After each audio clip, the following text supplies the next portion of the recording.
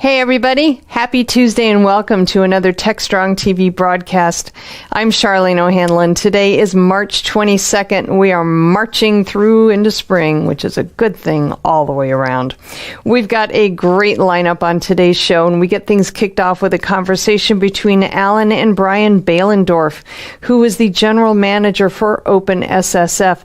They have a conversation about OpenSSF and how it has 19 new organizations that have joined to help identify and fix security vulnerabilities in open source software and develop improved tooling, training, research, best practices, and vulnerability disclosure practices. This is truly a worthwhile organization to get involved in, and Brian talks about some of the many things that OpenSSF is doing. So it's truly a great conversation. Want to check that one out for sure. After that, we have the Haunted Hacker podcast. This is part 2 of a 2-part conversation that Mike Jones, who is the host, is having with Zach M., who is with Cyber Defense Services, and they have a very wide-ranging conversation. As always, Mike has on his podcast, he goes over so many different topics, and in this one, they talk about pretty much everything from philosophy and psychology and what it means to be successful to egoist anarchism, power, happiness, and personal drive. Certainly a podcast that goes well beyond just the straight up cybersecurity conversations. Definitely want to check that one out as well. After that, we have a replay of our DevOps Unbound series. This is episode number 23, and it is called Bringing Chaos to DevOps. And in this one, Mitch Ashley is joined by Tammy Buteau, who was with I think it's StatType or StateType, I'm not quite sure, and Paul Bruce from Tricentis, and they're talking about some of the principles and best practices of chaos engineering and how organizations can effectively implement chaos engineering and chaos testing to ensure resiliency. This is definitely a must-listen to conversation. If your organization is even considering chaos engineering, there are some really great kind of best practices and tips to consider in this conversation, so check it out. After that, we have our Something Old segment. This is from the recent Predict 2022 virtual event we hosted a couple months ago. This one features Jim Walker, who was the principal product evangelist over at Cockroach Labs. He has an academic discussion called Principles of the CAP Theorem and a Cloud-Native Database. And in this one, Jim explores the 3 guarantees, deliver a definition for each, and outline how each might affect a distributed system. It's, as I said, it's an academic discussion, and hopefully he hopes that it will help you understand the history of the CAP theorem and how to use this important concept to your advantage in cloud-native environments and cloud-native databases. Every little bit helps. So this is a great presentation. If your organization is using cloud-native databases, definitely one to check out. After that, I'm back and I've got the headlines for you. Then I have a great conversation with Joe Partlow, who is the CTO over ReliaQuest. We talk about cybersecurity, the talent shortage in cybersecurity, cybersecurity tool sprawl, and how organizations need to and really should address cybersecurity tool sprawl. So many things can go wrong when they don't have a handle on what cybersecurity technologies they're using. We did say in the conversation that the majority of organizations have one staff member managing more than 4 tools in so many organizations, and really that's maybe one too many. It's a great conversation we have. Definitely want to check this one out. And then after that, I am back with the webinars preview for you. And then we close things out with the View with Vizard, in which Mike Vizard speaks with Om Vyas, who is the Chief Product Officer over at Oak9. And they talk about the importance of having a security person become part of every DevOps team. It is a great conversation, and it is certainly a topic that we've covered a lot in the past, and the rules have not changed, folks. We still need to have security in DevOps, and Om and Mike discuss really why this is so important. It's a great lineup on today's show, and we are going to get things kicked off right after these commercial messages. Looking for a live conference focused on the tools, technologies, and practices most important to your business? Innotech conferences are live one-day business and technology conferences highlighting the latest in trends for IT leaders, developers, and IT professionals. Each event combines education, innovation, peer-to-peer networking, and the latest technology and business solutions for a diverse IT-focused audience. Innotech conferences occur throughout the year in strategic regional locations, bringing together technology professionals from various industries to learn about the solutions, practices, and tools impacting their day-to-day work and gain insight into what's to come. Presenters at Innotech conferences are selected and curated to ensure each session provides the most up-to-date and relevant information without any hype. Whether you're interested in digital transformation, cybersecurity, cloud, IT leadership, or DevOps, Innotech conferences deliver. 2022 events are scheduled to be held in Austin, Dallas, Oklahoma City, Houston, and Washington, D.C. Innotech conferences are produced by TechStrong Live and powered by TechStrong Group.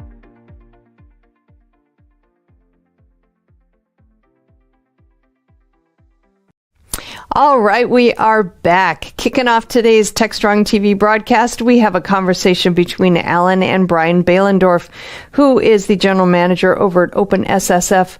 OpenSSF recently announced 19 new organizations have joined OpenSSF to help identify and fix security vulnerabilities in open source software. They're also doing some really amazing work, including helping to develop improved tooling, training, research, best practices, and vulnerability disclosure practices. They've got a lot going on, and it's totally worthy, and this is a great conversation. So let's go ahead and roll it now. This is Digital Anarchist. Hey everyone, welcome to another TechStrong TV segment. I'm really happy to be joined once again by Brian Behlendorf. Brian is with the Open Source Security Foundation, or OSSF as we say, part of the Linux Foundation. Hey Brian, welcome to welcome back to TechStrong TV. Nice to see you. Thanks, Alan. It's great to be here. Absolutely. So Brian, I think most of our audience at this point, I hope anyway, they heard OSSF before. Excuse me. But for those who haven't, if you don't mind, just why don't you give them a quick sort of primer? What's the OSSF about? Of course. Well, the Open Source Security Foundation got its start about 2 years ago, actually, at the Linux Foundation, where there are a bunch of folks asking really deep questions about, are there some flaws or some problems with the way that we in the open source community write code when it comes to trying to really answer some deep security questions and address the fact that open source code is now critical infrastructure out there. It's not just a nice optional, nice to have. It's like major parts of society, perhaps every part of society runs on top of software, and open source software is so core to that. So it's worth asking, what are things we can do to systematically improve the state of security across the entirety of the open source landscape? And so a bunch of organizations came together and started working, and individuals, really volunteers, started to sort themselves into different working groups. Some focused on education, some focused on the supply chain, some focused on tooling and how vulnerability disclosures happen inside the community. Formed a bunch of working groups, formed a bunch of projects out of those working groups, and realized that they've got something here that really has some legs. And so in October, we pulled together a set of organizations to provide some funding to go and empower these different working groups and projects and fund them to build new tooling, to build more educational resources, and really go help the rest of the open source community answer what, with Log4j in December and with so many other incidents are only really clearly an important thing to address. Absolutely. Brian, look, I'm a big believer in the OSSF. I'm glad that it has come together and it's gaining the kind of momentum that it has. I think, excuse me, I think, with the primacy of open source, let's call it, right? With open source being just such a powerhouse in terms of the software and software development, we need something like the Open Source Security Foundation, right? To make sure that open source is secure, the open source we're using is secure, that there are best practices, that there is oversight, that there, that everything that you guys do, it's got to be part of the job. So, really happy to see your success over the last 2 years. You guys recently announced a project, I think it was called Alpha Omega, the Alpha Omega project. Look, even a Jewish boy like me knows the Alpha and the Omega, right? The beginning and the end. Well, I did go to St. John's, so I got have an excuse. But anyway, talk to us. What is the Alpha Omega project? Well, the Alpha Omega project started as a white paper exploring, what are some of the most critical needs that go unmet out there in the open source landscape. And there's kind of a recognition that there's different needs from different ends of the spectrum, from the well-resourced and very well-organized open source projects like, say, the Python Foundation or Node.js community or the Apache Software Foundation or many of the projects at the Linux Foundation. Those you don't want to necessarily, perhaps the use of the word alpha is controversial, but these are projects that have a very big footprint, right, as large organizations. But some of them don't have well-resourced security teams. Some of them haven't yet adopted some of the best practices and standards that are out there for how to differentiate well-run open source projects. Some of them could use a little bit of help. And so the alpha side of the Alpha Mega project is try to identify ways to help the 100 or 200 top open source initiatives, projects, foundations, however you want to think about it, with essentially consulting, advisory work that then might lead to, well, here's an opportunity to spend some funds to go and make a step function improvement for that organization. And it might be as simple as having a full-time person working on their security team to help triage reports that come in and manage a disclosure process. It might be, here's a critical piece we don't have the resources or volunteers to do a third-party audit on. So let's provide some funding focused on that. And then the other end of the spectrum, say the top 10,000 open source projects. These are any components that are in kind of any degree of moderate use or above. What are some ways that we might systematically scan those projects and look for things that are worrisome, things that might be like, all right, here's the bug in log4j. It had to do with taking unparsed input and trying to parse it for format string, or sorry, unvalidated input, parse it for format strings, and then feed that to a parser. That's kind of an anti-pattern. That's kind of a problem, and it's really hard to make that secure. How many other open source projects do that same kind of thing? And can we use tooling to systematically see, are there additional log4js out there, right, based on that or based on others? So it would use all the standard tools out there, CodeQL or other scanning tools, but it would also engage the open source community in trying to figure out what are the better questions to ask of this kind of infrastructure once you have a scanning infrastructure like that set up. And then how do we work with maintainers to, if we find problematic scenarios, get them fixed? Think of this like an open source project zero, if you will. And so this span was put forward in a white paper by Michael Scavetta at Microsoft, and Microsoft and Google really started to rally around it. We've raised $5 million now to go and start to put this together. It's a very human-intensive process, and so we've put out the first 3 job descriptions for individuals we need to hire to help us manifest this work. And so we've got those job descriptions up. And if any of you in the open source space who have a cybersecurity background are interested, please take a look at those open jobs. But it's a long-term kind of bold initiative to try to provide the same safety for open source projects that one might expect other companies do for their own proprietary products. So I got to ask the question because you brought it up. So where did they go to look? At openssf.org, we've got the jobs posted there, as well as at the Linux Foundation website, of course. Fantastic. This is a bold initiative, Brian, right? It's Alpha Omega. But what I like about it, though, is the big guys, if you will, right? And it's the same thing in many of the foundations today, right? rightfully so, these big mega projects that have 1 billion plus downloads and more, right? They get a lot of the attention, and they should, right? Because if you have a security problem in one of them, we all have a security problem. But what's nice about this is that you're taking the lessons from those big and the processes developed from those big projects and making them available to some of the smaller projects. And some of them may grow up to be big projects. Some may not, right? Some may stay what they are. And that's okay, but they're all entitled to be, and we deserve to have them all secured as best as possible. Absolutely. Looking at the long tail of open source projects and how to help them upgrade, and how to help them be more secure by default is a really big focus for us.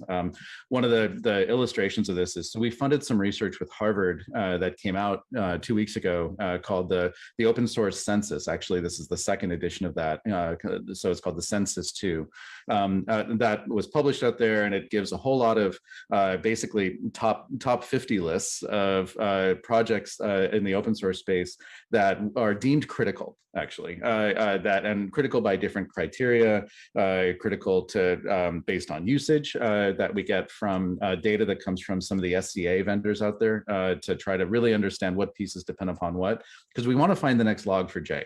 We want to find the next component everybody relies upon and everyone's kind of taken for granted, and really help make sure that we're focusing attention and resources on those unsung heroes of open source. Now, in that 10,000, there's going to be a lot of these others, right? And we're going to need to continue to do more work, more research, more outreach to figure out where those other dependencies might be that could be problematic down the road. One of the interesting things that the census turned up, though, was there is a really big distinction between some of the different ecosystems out there. In the NPM ecosystem, for example, in the Node ecosystem, there's a very big tendency towards single developer projects where each module is like 100 lines of code and written by one person. And, that to me represents a risk because, if it's one person attached to that code, that person disappears, gets hit by a bus, as we say, the bust factor on that project is pretty low.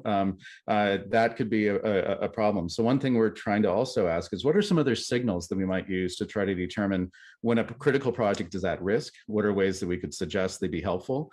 What might happen if you took 5 of those projects and suggested the 5 developers work together on kind of a single module that had those 5 different pieces together, and then reduce the bus factor of that aggregate kind of whole? So lots of these interesting kind of conversations going on inside the OpenSSF about ways that we can be helpful to both the alpha projects and the long tail, and really thinking hard about the kind of open source community that we've arrived at over the last couple of years. Love it. Good stuff. Brian, I got it. I'm a fan. I love the progress you guys are making in a short time. So hearing these kinds of things makes me feel good. I want to pivot, if we can, a little bit and talk about this kind of upcoming OSSF,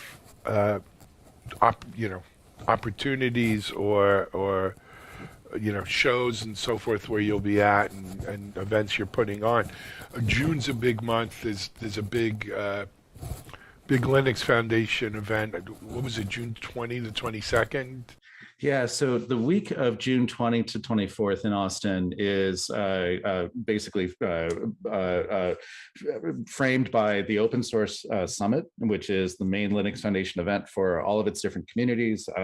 During that summit, there's a track called Supply Chain Security Con, which will be focused on all the different issues that come up in the types of work that we do. There's the CFP for that just closed, and we have a bumper crop of submissions that we're working through now. So we'll get the schedule for that published pretty soon. But there's lots of reasons to come to Austin in that week. There's also at the beginning of that week an OpenSSF Day where we'll pull together the leaders of our different communities under OpenSSF, talk about the projects going on, talk about where things might head. Anybody who wants to get more involved or wants to know more about what we're doing, please come to that event. There'll be some webcasting from that too, some streaming, but this is also perhaps the first chance in 2 years for this community to really meet face to face. And so we plan to take advantage of that. And then there's another event at the tail end of that week, one called the Critical Software Summit, which would be all about what are the issues involved now that the software is essentially the roads and bridges of modern infrastructure. So stick around for that week, at the end of that week on the Friday, as well as the Global Software Vulnerability Summit, which will be focused on how do we find bugs, get them fixed, and get them distributed, and all those kinds of issues that come up. And so that's been announced, and there's the CFP is still open for that, and that'll be on Friday as well. So that week in Austin, come if you can. There'll be other things going on soon too, now that conferences are starting to pick up, people are starting to travel again. So, and we've still got a heavy list of a heavy kind of focus on webinars and other kind of virtual events and outreach. And of course, our community is wide open. So anybody, anywhere globally, we want you all involved in the working groups and the conversations, or even just show up and ask questions. We really know we've got an educational and community building task to do ahead of us. So I really, everyone is welcome. No kidding. Hey, the whole week is it's Linux Foundation. What's the name of the whole? The Open Source Summit. And the Open Source Summit. Yeah, we do one of these in America, one in Europe, and one in Europe each year, and one in Japan when we can, and had been doing one in China. Obviously, we all hope to get back to that at some point soon. Let's hope so. And it's the week of June 20th, and if from years before COVID, I'm assuming it's going to be the same.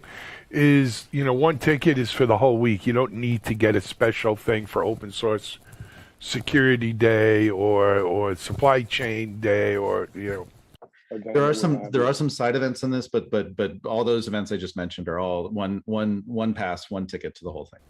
I love it. I'm going to look in. We need to have a TechStrong presence there. Maybe we'll do some broadcasting. We'd love to have you there. If so, Brian. Yeah, we'll see you in person there. Different background, but we'd love to have you. All right, Brian, we're about out of time. Well, we're probably over time, but what the heck. Anything else on OSSF you want to keep the audience up to date with? It's just the best kind of circus on the planet. There's lots of things happening. If you're deeply technical, good stuff happening in Project SigStore and Salsa and other places. We'd love to have you participating. If you want to focus on education and other kind of guides and things, lots of that we could involve you in there. So just come to the website openssf.org and raise your hand, and we'll put you to work or help you be smarter. Brian, thanks so much for keeping us posted, man. Keep up the great work. Continued success with Open Source Security Foundation. Thank you, Alan. Thank you, Alan. Take care. Brian Bladesdorf with the Open OSSF here on TechStrong TV. We're going to take a break. We'll be right back.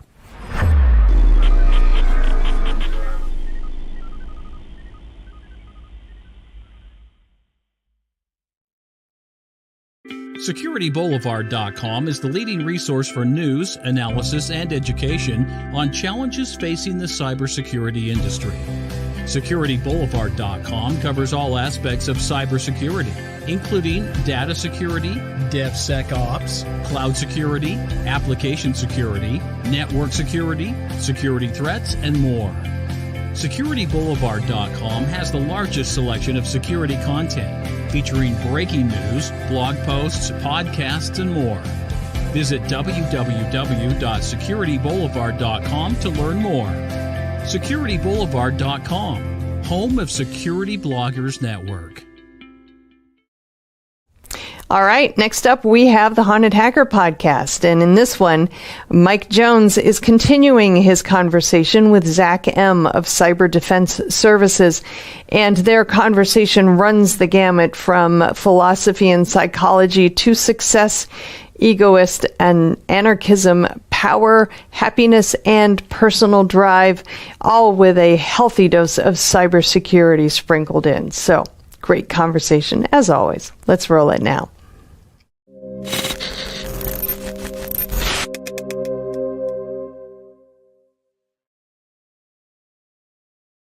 A lot of people get to those areas of power because they're trying to change their own personal world, like Elon Musk, right? When you look at what he's doing, he's not trying to make the world better. He's trying to make a living for himself and increase, his little world that he's in. And I totally agree with that. Like, he looks at things completely different than most people. But what I find interesting is there's like a whole wave of people lately that are looking to abstract themselves from like everything, and go on their own. Like the van living and the RVs and stuff like that. I see a lot of people that do that. And I started listening to some of those podcasts and listen to the way that they view the world and being dependent on all these constructs like you're talking about, and how it was weighing them down and how they couldn't get what they wanted out of life because they were so tied to these things that drove them crazy. And there's a whole culture behind that. And I find it really interesting. So proficiency, let's talk about that for a second. Tell me about the data center that you're working on that runs off of solar power. And to me, that's like the ultimate proficiency and efficiency when it comes to running something like that. Yeah. Well, the reason behind that is because first I want to be free, right? I want to be able to move around where I want to. The stationary off-grid data center is under the planning and construction phases. The mobile data center is what I'm sitting in right now. I've revealed some of my solar systems to people, but I haven't revealed the data system itself.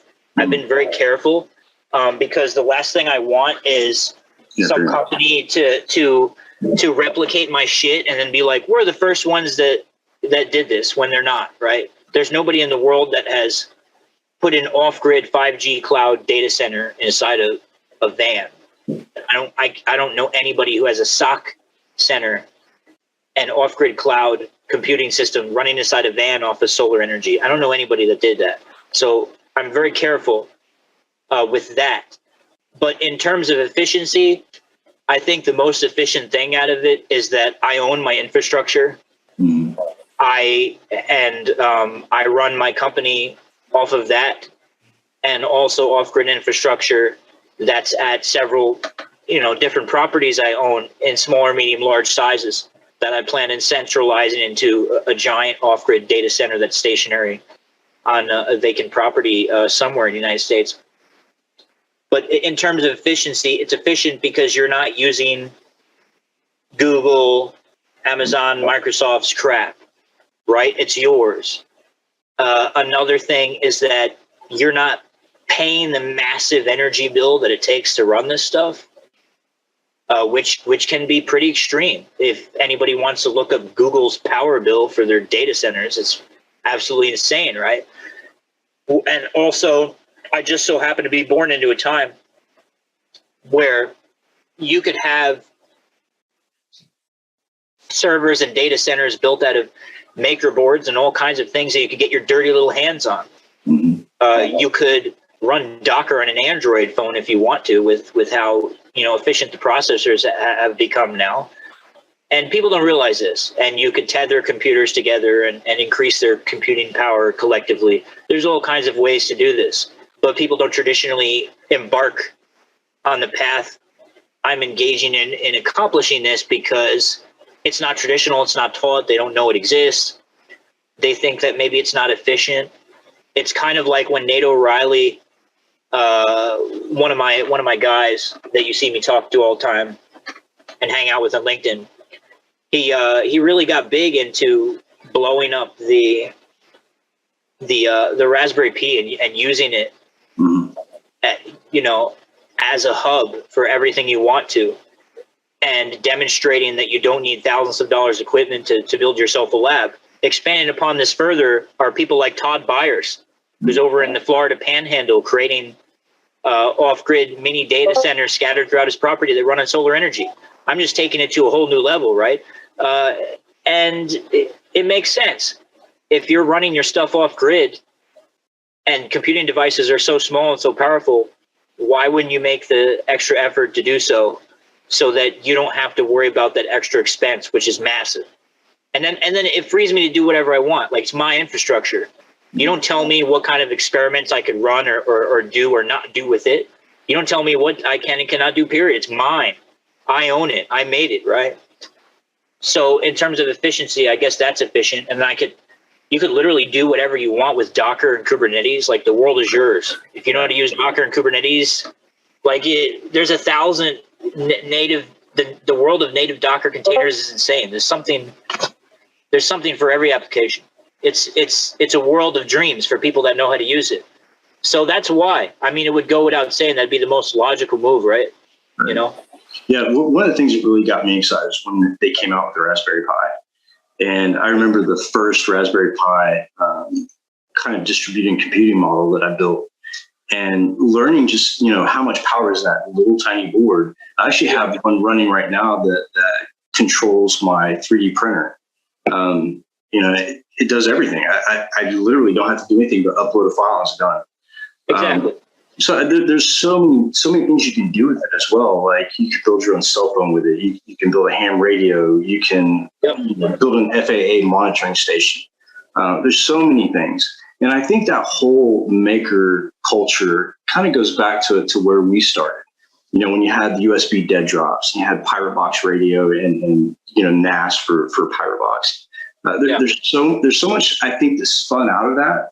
But I think what happened was a lot of it got commercialized and bastardized, right? And it went from being like a true maker culture to, let's rob that from the maker culture and throw it into an enterprise and build our product around it and charge ungodly amounts for this fucking product.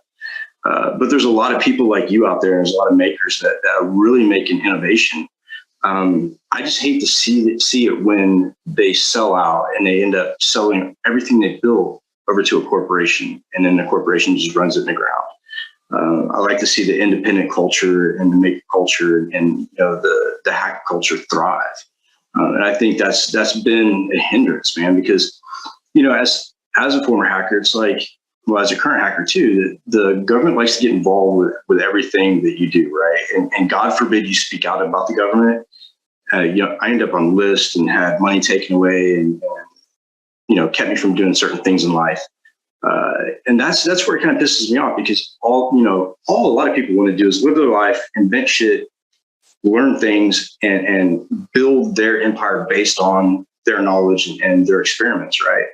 But if you make any headway, it's like people start looking and people start listening, and then the wolves come out. And I think I've seen a lot of makers that have dealt with that. And I know that, you mentioned that about the data center, and I think that could be it's definitely a realistic fear, I think. But I don't have any doubt that you won't let that happen to your invention. I think protection of that type of mind spill into technology, I think it's really important.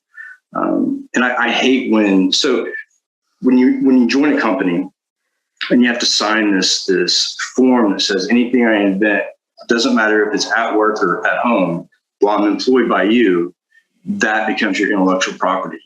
That always rubbed me the wrong way. Like, you're going to rob my thoughts and my actions and my experience on my own time to benefit your corporation. Like, I think that's that's the exchange. That's what you agreed to. When you work with them, you sign a contract and you agree to those terms, or you get the fuck out. And that's just is what it is. I don't view the world in terms of ethics. So when you use the word like, and you're going to rob, I don't think of things that way. I just think, hey, you signed the fucking contract. That was the deal. That's what you agreed to. If you don't like it, then fuck off and make your own company. Yeah. Right? Whether you were robbed or not, or whether it's right or wrong, I don't give a fuck. If you don't like it, then get your own shit. I don't deal with things. Go, oh, this company and they're so unethical, or this company's bad, or Elon Musk is a horrible person, or some stupid shit. I'm like, I don't give a fuck. Is what he's doing, is anything he's doing, will that help me? Like, can I replicate some of his strategy to bring myself up? If the answer is yes, sure, I'm going to do it. And my data centers and my projects and everything, I'm not building them to contribute to some kind of maker community or some hacker community. I'm doing it for me, because what I want to do is because what I like to do. I'm not part of any community except the me, myself, and I community. Everything I do is for me. And I would argue that everything everybody does is for them. Everybody's guided by self-interest. There's no such thing as altruism. Have you ever given a poor person $1, like a bum on the street? Mm. Okay, well, why did you do it? Why'd you give it to him? I don't know. I think it's for selfish reasons, more than likely. I think it was because of course. If I was in that position, hopefully you'd come back, Yeah. Well, okay. So did it make you feel good when you did that? Oh, yeah. Okay. Well, then that's why you did it. And if it didn't make you feel good, you wouldn't do it. So you ultimately did it for yourself. And if it didn't make you feel good, then maybe you would say, I did it because it's the right thing to do. Okay. Now you're conforming to your self-interest of what it is the right thing to do, right? Everybody is guided by self-interest. Even if you love somebody, like you say somebody, I love you. Do you really love them, or do you love the feeling they give you inside your head? Exactly. Right? Because it's all in your head. People don't see things this way. Right. They don't look at the world the way I do, and it prevents them from excelling in the way I'm excelling, because I operate in reality, not bullshit and fantasy crap. Tangible shit. Where things are magical. I just see them the way they are. Like good, bad, whether the government is good, bad. I don't give a shit. That's not even the argument.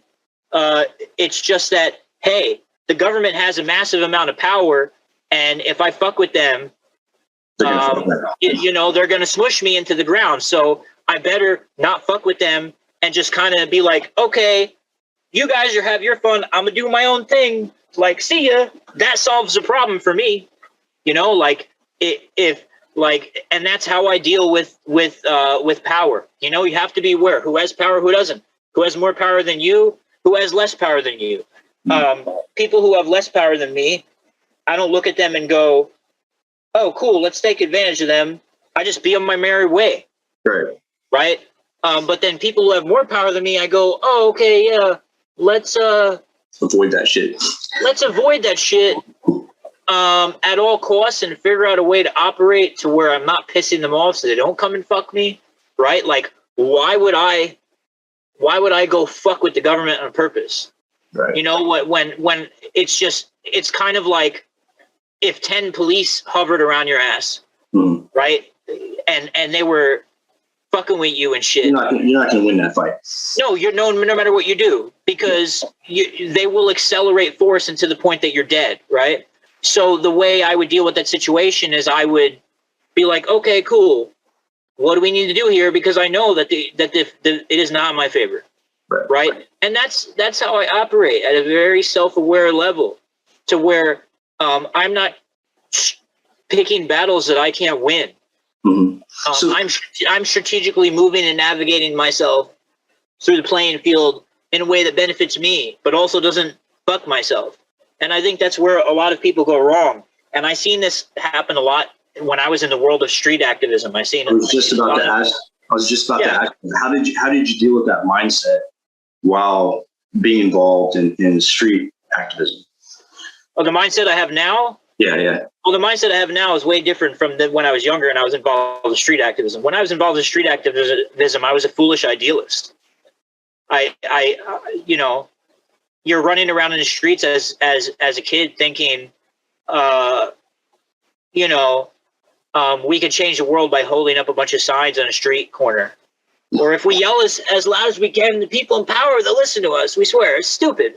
Or you're involved in some kind of giant march and there's riot police everywhere. And then you somehow think in your head as this idealist young man that you're going to win a battle against them, right? Maybe, possibly. We've seen some of that. We've seen many of those battles won during the COVID-19 pandemic and the riots that occurred.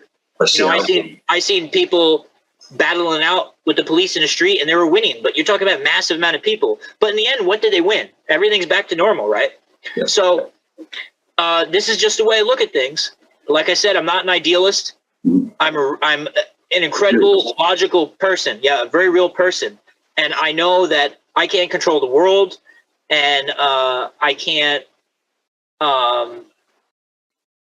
poke my nose in people's shit who could essentially kill me in the blink of an eye.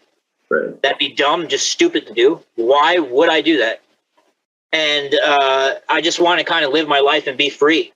That's pretty much my goal, to do whatever the hell I want. And I have an urge to build things and create and make things fantastic. A lot of people are going to be sad to hear that I'm not about this magical, idealistic vision of ascending humanity and blah, blah, blah. I see that all the time. Like, let's be real. Most people say that shit because they want to virtue signal or whatever the hell it is. Because they think if they sit there and they look at somebody and go, hey, motherfucker, I'm doing this for me. And it's great. I love it. Right. They think that if they say that, people are going to hate them. But why would you do it if it wasn't for you? Why would you get up in the morning if it wasn't for yourself? Why would you try to excel at anything if it wasn't for you? Right? Exactly. Everything I do is for me. And it just so happens that when I do stuff for me, it trickles to benefit the people around me. And I form relationships of mutual aid, cooperation, and reciprocation. Because that's how humans get things. Human beings are social animals. And if you want your piece of the pie, you may need other people to get that piece of the pie, and you're gonna have to give them your piece of the pie too, or their share of the pie, right? Unless you have so much power that you could just take everybody's pie and shit on them, which is what you're saying. Yeah, which is what you're saying. Which is what you're saying. You're sick of, and I'm saying whether you're sick of it or not, it's always gonna happen. Yeah, it's never gonna end. So just deal with it in a way to where you either remove yourself from it and do your own thing with your group. That's pretty much what's realistic to me, right? And that's it. We're all gonna die, so fuck it. Like just stop worrying so much and being so serious, and just fucking do what you want to do. Exactly. That's it. Right? I think that just listening to you and interacting with you, it's made me look at a few things differently. I think that your point of view is spot on. Like, I haven't heard somebody speak the truth like that in a very long time. And I think that sometimes I get wrapped up in what's going on in everybody else's world instead of focusing more on achieving for myself. And I think you're absolutely right with that. I'd like to spend more time, sit down and talk to you about this stuff, because I think you're onto something, and it's something I haven't heard. I grew up in the whole hacktivist environment, and, trying to make waves and trying to get what we wanted through that. Like you said, it's never going to end. I make a lot of waves, but I don't try to make waves. I make waves because of who I am, because I don't apologize for how I think. I say shit that people, it's real. It's real. Yeah. I'm just a real person, man. Like, I'm not running around being like, what can I say tomorrow to make fucking waves? I'm just here and I say it, and it is what it is. And I don't give a fuck. Yeah. And if people don't like it, don't have to listen. Kick rocks. Goodbye. You don't have to listen to me. You don't have to like me. I don't care. Get in line with the rest of the people who are waiting for me to give a fuck, because I won't ever. Right? I don't care. And that's the approach I take to things. And I think a lot of, but there's a price to pay for that, man. Right. Living the way that I live is that there's going to be a lot of people who are uncomfortable with a very straightforward individual who communicates on a very realistic level and doesn't say things to try to make you like them. They say things that are real, right? But it's the price to pay is that you're going to get rejected by a lot of people because people don't want to hear what they should hear. They want to hear what makes them feel good inside, right? What they're used to hearing. Yeah, what they're used to hearing, right? That you're perfect or whatever and shit and that. I don't look in the mirror and say I'm perfect every day. I look in the mirror and say, shit, man, there's so many things you could do to make yourself a better person. Why are you doing this? Why are you drinking too much coffee? It's not good for you. I criticize myself to an insane level. I don't walk around thinking I'm some kind of fucking god or some shit.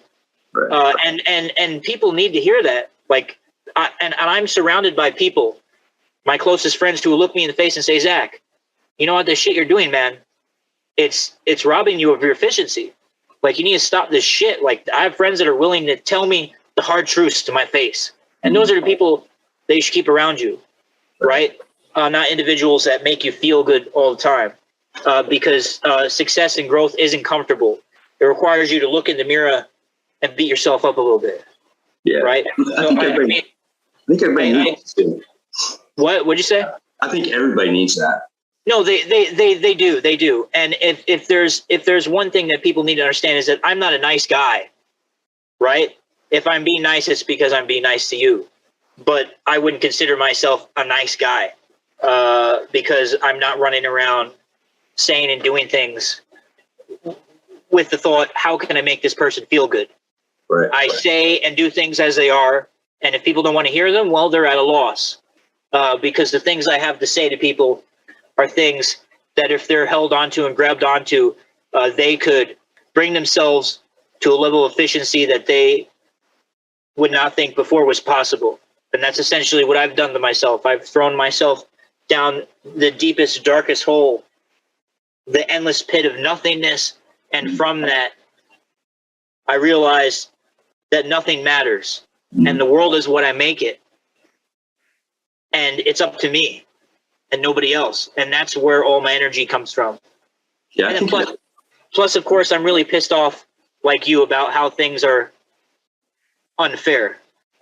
But I got over that a long time ago, man. This is where I'm at now, you know? Yeah, I think once people stop battling themselves as well, and go by, you know, what is going to make me a better person, what's going to make me more efficient, I think the world becomes a lot clearer. I think another problem too, like in our industry alone, is if you don't tote the same line as the rest of the industry, they look at you as an outsider. And even with my podcast, like there's people who hate my podcast and what I had to say, and there's people who like it. But what I learned very early on, you know, when I really cared about what they thought, I learned that it's not about them. It's about me enjoying what I'm doing, and I don't give a fuck what they think about what I have to say. If they find been mediocre, you could have been ordinary, right? And then internally you'd be suffering because you weren't exemplifying your true self to the world. Right. And the price to pay for that is criticism. Yep. If you're going to make waves, you're going to get criticized, man. It's just part of it, right? If you want to be great, you're going to get criticized. There's going to be people that are going to think you're crazy. I'm sure there's people that think I'm fucking crazy. And when they ask me if I am, I look at them and I say, yeah, I am. Don't fuck with me. Leave me alone. Right? Right? Who cares? Who cares? Whatever. Let them think what they want. Because at the end of the day, the way I approach life and my philosophy is working for me. And it's getting me everything I fucking want. And what is their way that they're preaching to me getting for them? Fucking nothing. Yeah, except a bunch of pain and suffering and complaints and bullshit that they deal with every day because they refuse to make the fucking change.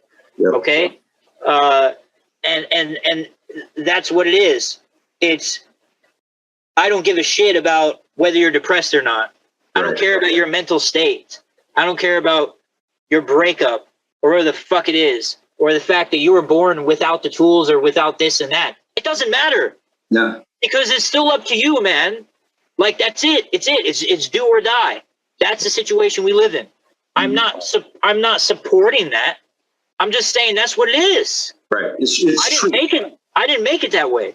No. And that's what you got to deal with. And if you don't see it as that way, and you don't see that you're in a society where you're competing with 1 million people for the same fucking resources, then you're going to lose. You're going to get swallowed up and you're going to get stabbed in the back. And you're going to get your throat slit by other people who are competing around you.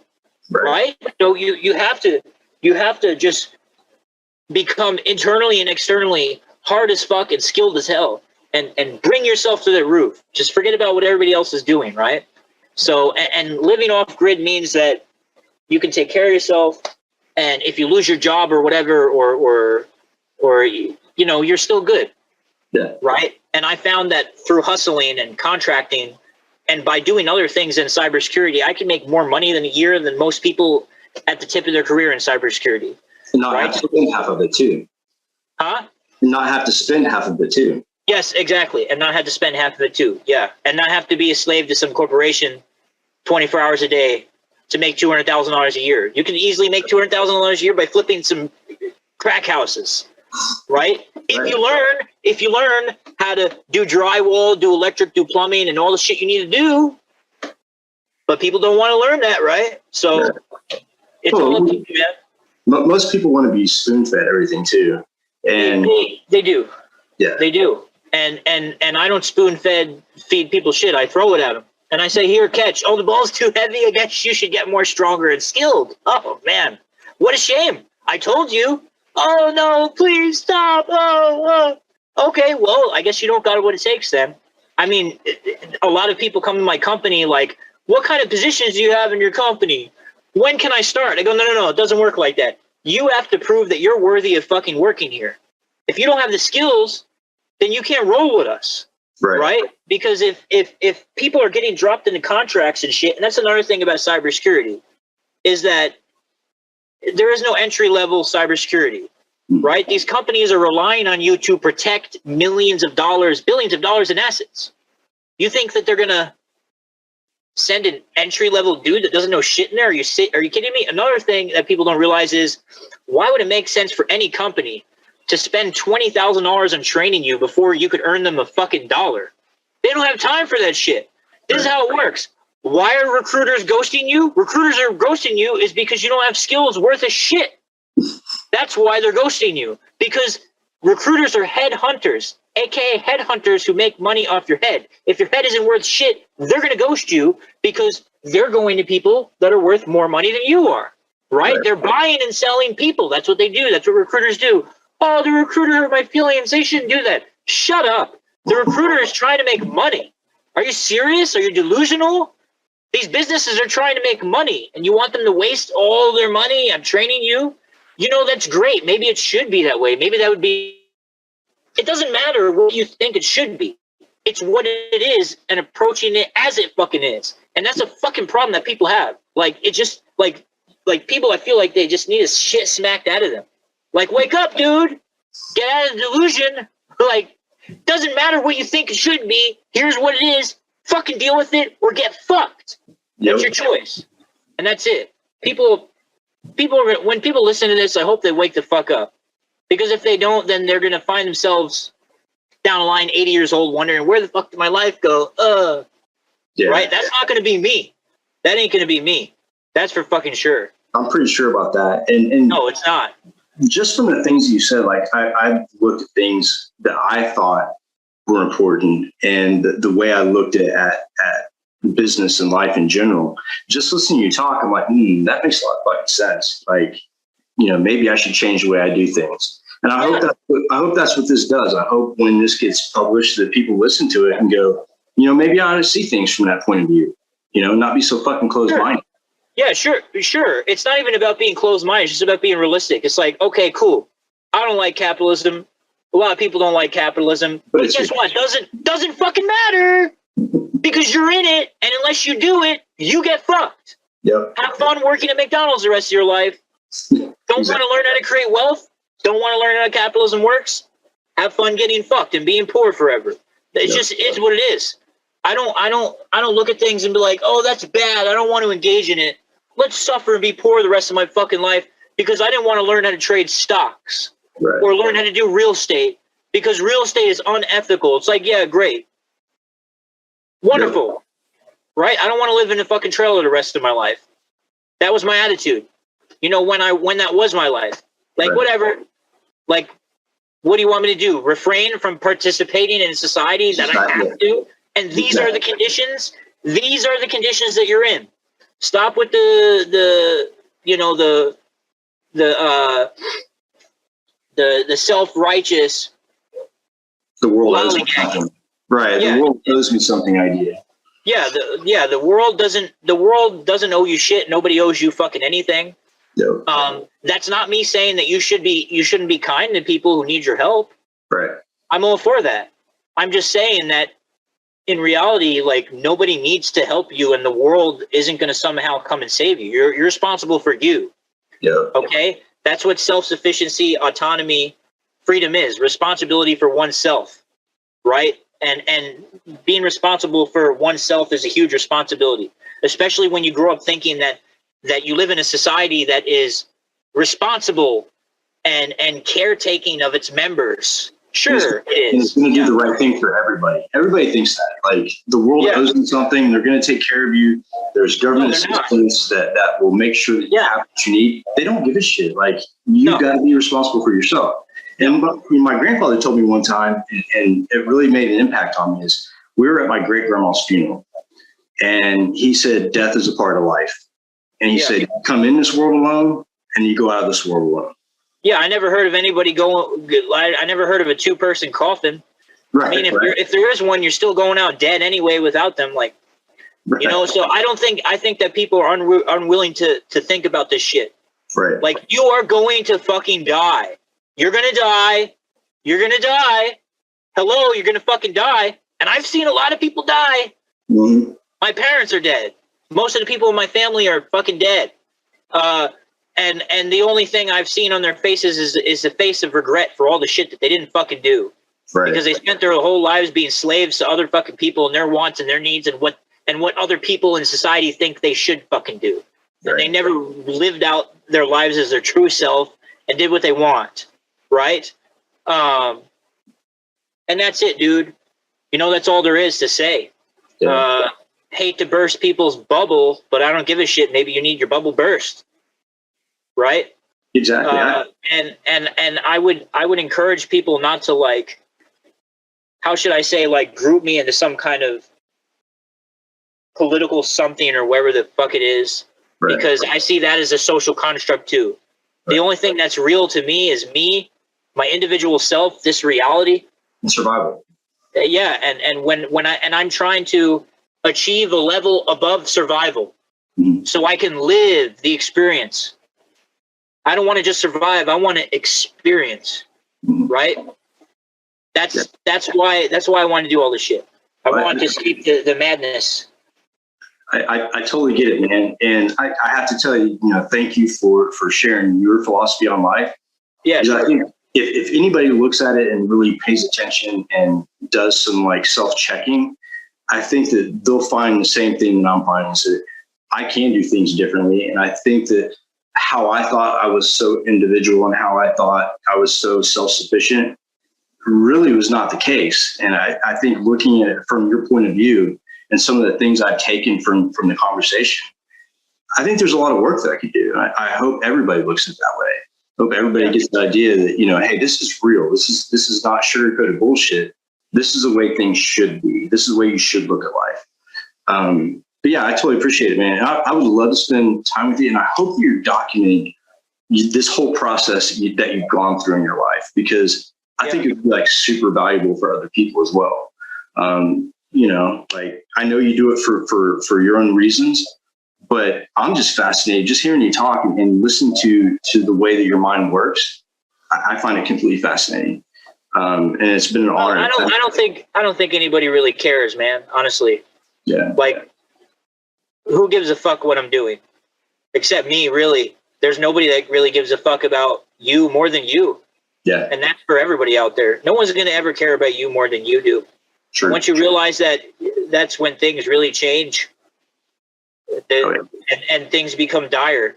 It's do or die. You're running out of fucking time. Yep. Every day you're dying. Do something with your life. Get up out of bed. Stop watching Netflix. Stop looking at Instagram. Stop wasting your time in stupid petty drama bullshit. And put your nose in the dirt and bring yourself where you want to go. And that's it. That's all. Awesome. That's all, man. I guess that's my message. Cool. People can take it or leave it, and I don't give a shit if they do or not, because it ain't my problem. It's up to them. I know I personally appreciate it, and I'd love to talk sometime soon off the podcast and just kind of pick the brain for some stuff. But with that, man, I'm going to wrap up the show. And all right, I really appreciate you being on, and I hope things go well with the data center. And you've got my support if you ever need it. So. Yep. All right, man. All right. Peace out. I'll see you next time, man. All right. Yep.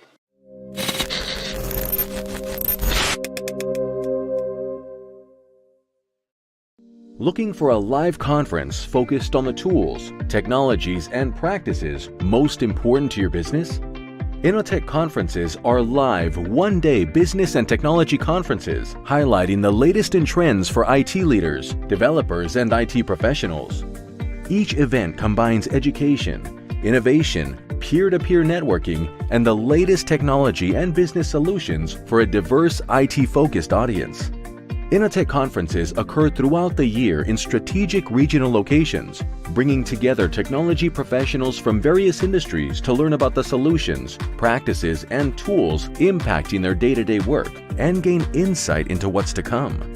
Presenters at Innotech conferences are selected and curated to ensure each session provides the most up-to-date and relevant information without any hype. Whether you're interested in digital transformation, cybersecurity, cloud, IT leadership, or DevOps, Innotech conferences deliver. 2022 events are scheduled to be held in Austin, Dallas, Oklahoma City, Houston, and Washington, D.C. Inotech conferences are produced by TechStrong Live and powered by TechStrong Group.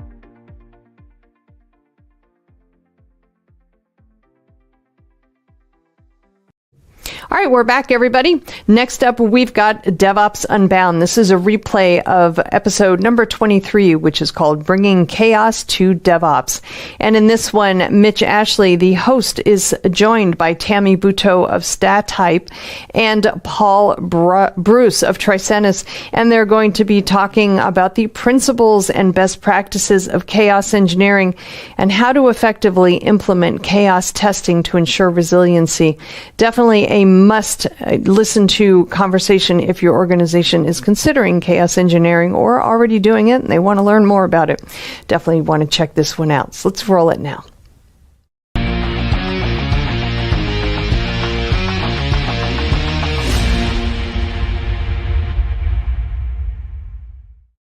Well, welcome to another episode of DevOps Unbound. We're talking about chaos engineering, very hot topic, and we've got a couple of experts here on our panel today. Let me first start by reminding you that DevOps Unbound is a twice monthly recorded on TechstrongTV. You can check us out and watch us there. We're all past episodes are also available on DevOpsUnbound.com. And we also do a live roundtable once a month in a webinar format. But it's similar to this, but the audience can participate with us in a very engaging way. So we love that you're here either on a pre-record or with us live on roundtable events. And of course, we'd love to thank our wonderful sponsors from Tricentis. They are sponsors of this series and been really great. Chantel and Jody have been really great to work with in planning some of the topics and guests and things that we do. So appreciate Tricentis being a good partner. Well, let's get to our topic. We're going to talk about chaos engineering. Before I do a little bit of an intro to that, let's have our two panelists intro themselves. Tammy, would you start? Tell us a little bit about you and who you work for, what kind of work that you do. Sure thing. Thanks, Mitch. Hi, everyone. My name's Tammy Bryant-Buteau, and I work at Gremlin. I'm a principal site reliability engineer. I've been at Gremlin for 4 years. I get to do a lot of chaos engineering. So Gremlin is actually a chaos engineering platform. I do a lot of work of Gremlin on Gremlin. And actually, really interestingly, over the last few years, I've got to see how so many different companies practice chaos engineering because they're our customers. So like JPMC, Target, Walmart, so many more from all over the world. And yeah, bring a lot of interesting experiences along with me everywhere I go, which is fun. And before this, I worked at Dropbox as a site reliability engineering manager. And I was also at DigitalOcean and the National Australia Bank. So I've been working in the reliability space for 12 years now. Fantastic. Amazing experience. So we appreciate you being here to share it with us. How about you, Paul? So again, my name is Paul. I work with Tricentis in incubation and in customer engineering, especially with NeoLoad, the load testing product that they have, the platform there. So yes, there are a lot of names that we actually share between Gremlin and Tricentis. And just in the Fortune 1000, it's very hard to not be bumping elbows, especially around communities of practice. So, other communities of practice that I tend to be part of are my local Boston DevOps and DevOps Days. I organize the DevOps Days Boston event. I also run some of my own events around observability and security. Just kind of as sort of sandbox to give new people space to do that in a vendor agnostic way. So aside from really appreciating some of these kind of conversations, it's not surprising that we find ourselves not so much stepping on each other's toes, but finding ourselves in the same rooms, right? Talking with similar people because they have particular problems and challenges, and they're looking at, how do we move from a traditional model to a more modern model? What's good about certain approaches and technologies, and what's bad about them, and how do we need to right fit this stuff? So I get to speak with a lot of our, especially Fortune 100 customers who are in the place where, from a maturity perspective, they have the building blocks of all the other things that are good enough to get to the point where they're actually able to start talking about chaos, or maybe resiliency is a little bit more corporately convenient to say it. In some circles, that's a little more palatable, right? Yeah. Well, and also folks may notice my co-host, Alan Schimmel, who's also CEO of Techstrong Group, is absent today. He's on hiatus. Well, he's on special assignment. He's at another venue doing some other things. So he'll be back with us on our next episode, of course. So chaos engineering, I know it never happens, but sometimes we throw about these terms, people adopt them, people make them their own, and it turns into something it's not, co-opt them. And oftentimes if you're approaching this as a new topic, or something you're looking to learn about, is like, well, what is it? And I know you all have been doing this for a number of years. Maybe we give folks a working definition of chaos engineering. Tammy, you want to start? Yeah, sure. Yeah. The one that I like to use is thoughtful, planned experiments designed to reveal improvements in our systems. So, and when you think about it like that, this helps you understand how it's changed over the last 10 years.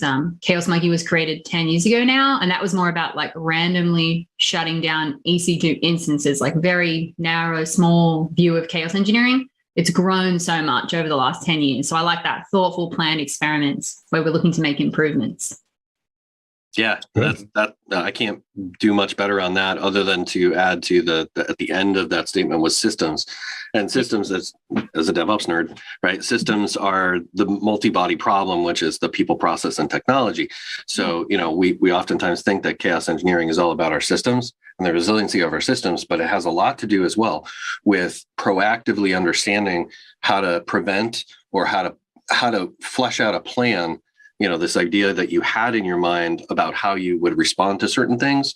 Well, let's actually try that. And maybe we don't just try that straight up in prod right off the bat. So, it's interesting. It's funny that you mentioned 10 years ago, Chaos Monkey. Seems like it hasn't been that long. Wow.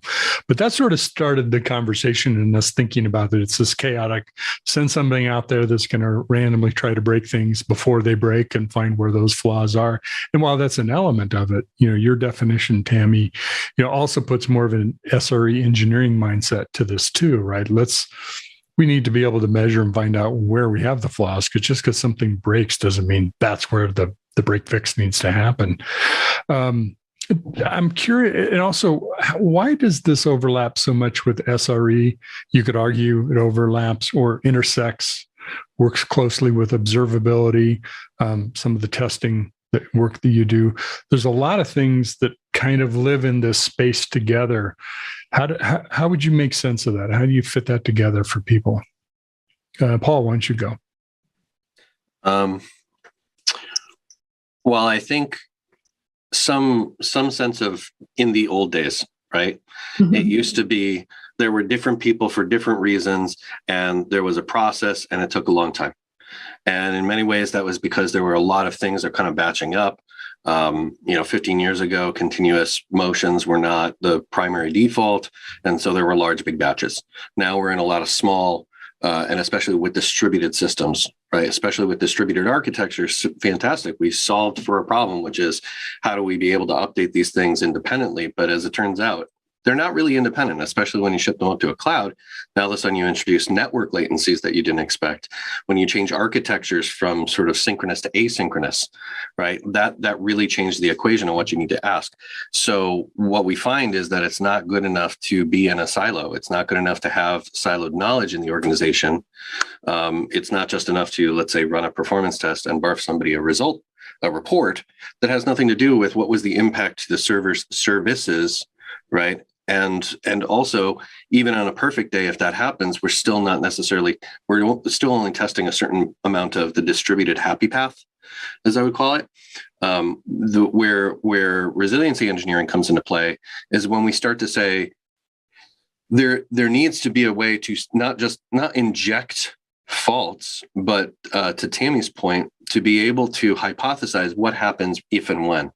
And so, in a strict performance and reliability engineering, like when I go and engage customers and we have these discovery conversations that exposes what's their practices today and where they want to move, one of the things that I find oftentimes not in their purview is the architectural diagrams. Now, architectural diagrams start somewhere and then, stale. And so you have to kind of update those with what's the reality of the system a year after you shipped it, or so on and so forth. But even just being able to draw the boxes on the whiteboard and say, this is the ideal way that the thing is set up, right? You can get these Visio diagrams or these, SketchUp diagrams or whatever from certain people. Well, that's step one. Step two is to actually look at that diagram and go, where are the most likely bottlenecks? Where are the most likely points of failure? Or where is the least amount of resilience? And you can start, you need to get information on the table, right? Before you can make any kind of informed hypothesis. Even before, I mean, there's things that resiliency and chaos engineering are great for, and then there's a lot of things that it's not. Same thing with where I come from, the old load testing background, right? There are some things that it's great for and some things that it's not. But taking a sense of give the information up front to kind of say, what is the holistic picture? To answer your question, Mitch, I think the reason why we're blending and why this sort of overlaps with SREs is because in the old siloed model, nobody cared about the big picture. Maybe except for the architecture person, or worse, maybe the operations people that are dealing with fires in production, then trying to retroactively find time with the product teams, only to find that they don't have time because they're busy shipping new features and have no error budgets, no time for tech debt, architectural debt, and stuff like that. So it becomes a big cluster when you have that sort of those kind of mentalities in. And I kind of think SREs is almost like mini product, like product managers is one way to say it, but that's got a specific word. Managing directors, right? Of how this thing is actually going to run really well. Pause that for a second, because I'm going to jump into SRE. And Tammy, I want you to get a chance, because you've said a lot there, Paul, and we want to unpack some of this. So jump in, Tammy. Yeah, sure. It's interesting. So I'm a CNCF ambassador, and one of the really interesting things is if you look at the CNCF landscape, it's really cool. You can see all of the cloud native technologies on there. Chaos engineering right now fits under observability and analysis. To me, what I would love to see in the future is actually that there's a reliability section where we would have tools that are like chaos engineering, but also incident management, alerting. I do feel like these actually fit better under the reliability banner, but that doesn't exist yet. It's actually what we're talking about is very much future, forward thinking types of works. It's actually quite new. Even though Chaos Monkey was created 10 years ago, chaos engineering has only really started to become much more popular over the last, I would say, 2 years. And, when I was talking to people 4 years ago, they didn't even have monitoring and alerting observability tools that they were using regularly or that they trusted worked. Now that's changed 4 years from then. So that's my thoughts there of where chaos engineering fits in terms of SREs, how come SREs practice chaos engineering or are fans of it? For me, the reason I do it, and I've done it for many years now, is because for me, it was the fastest way to be able to make an improvement.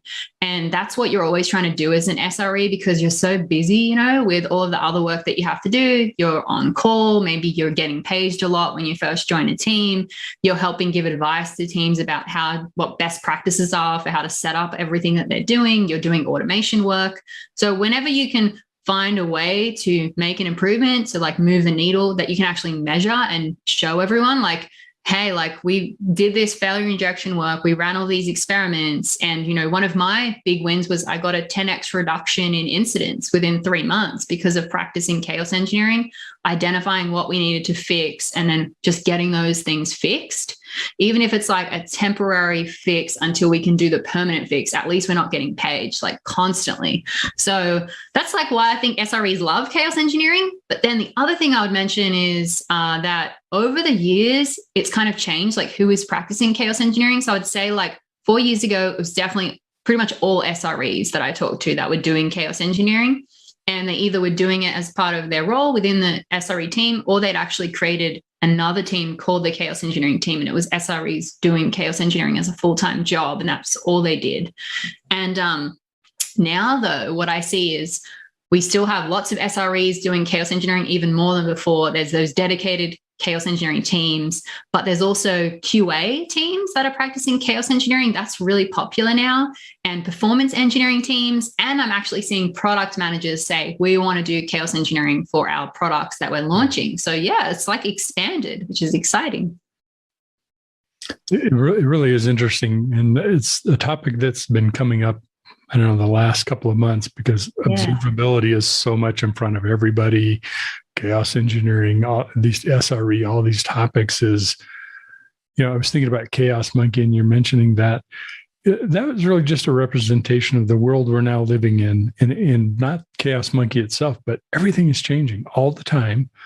And you can't do manual things. It can't be manual break fix all the time anymore, because the environment's changed by the time you might go to break fix it, right?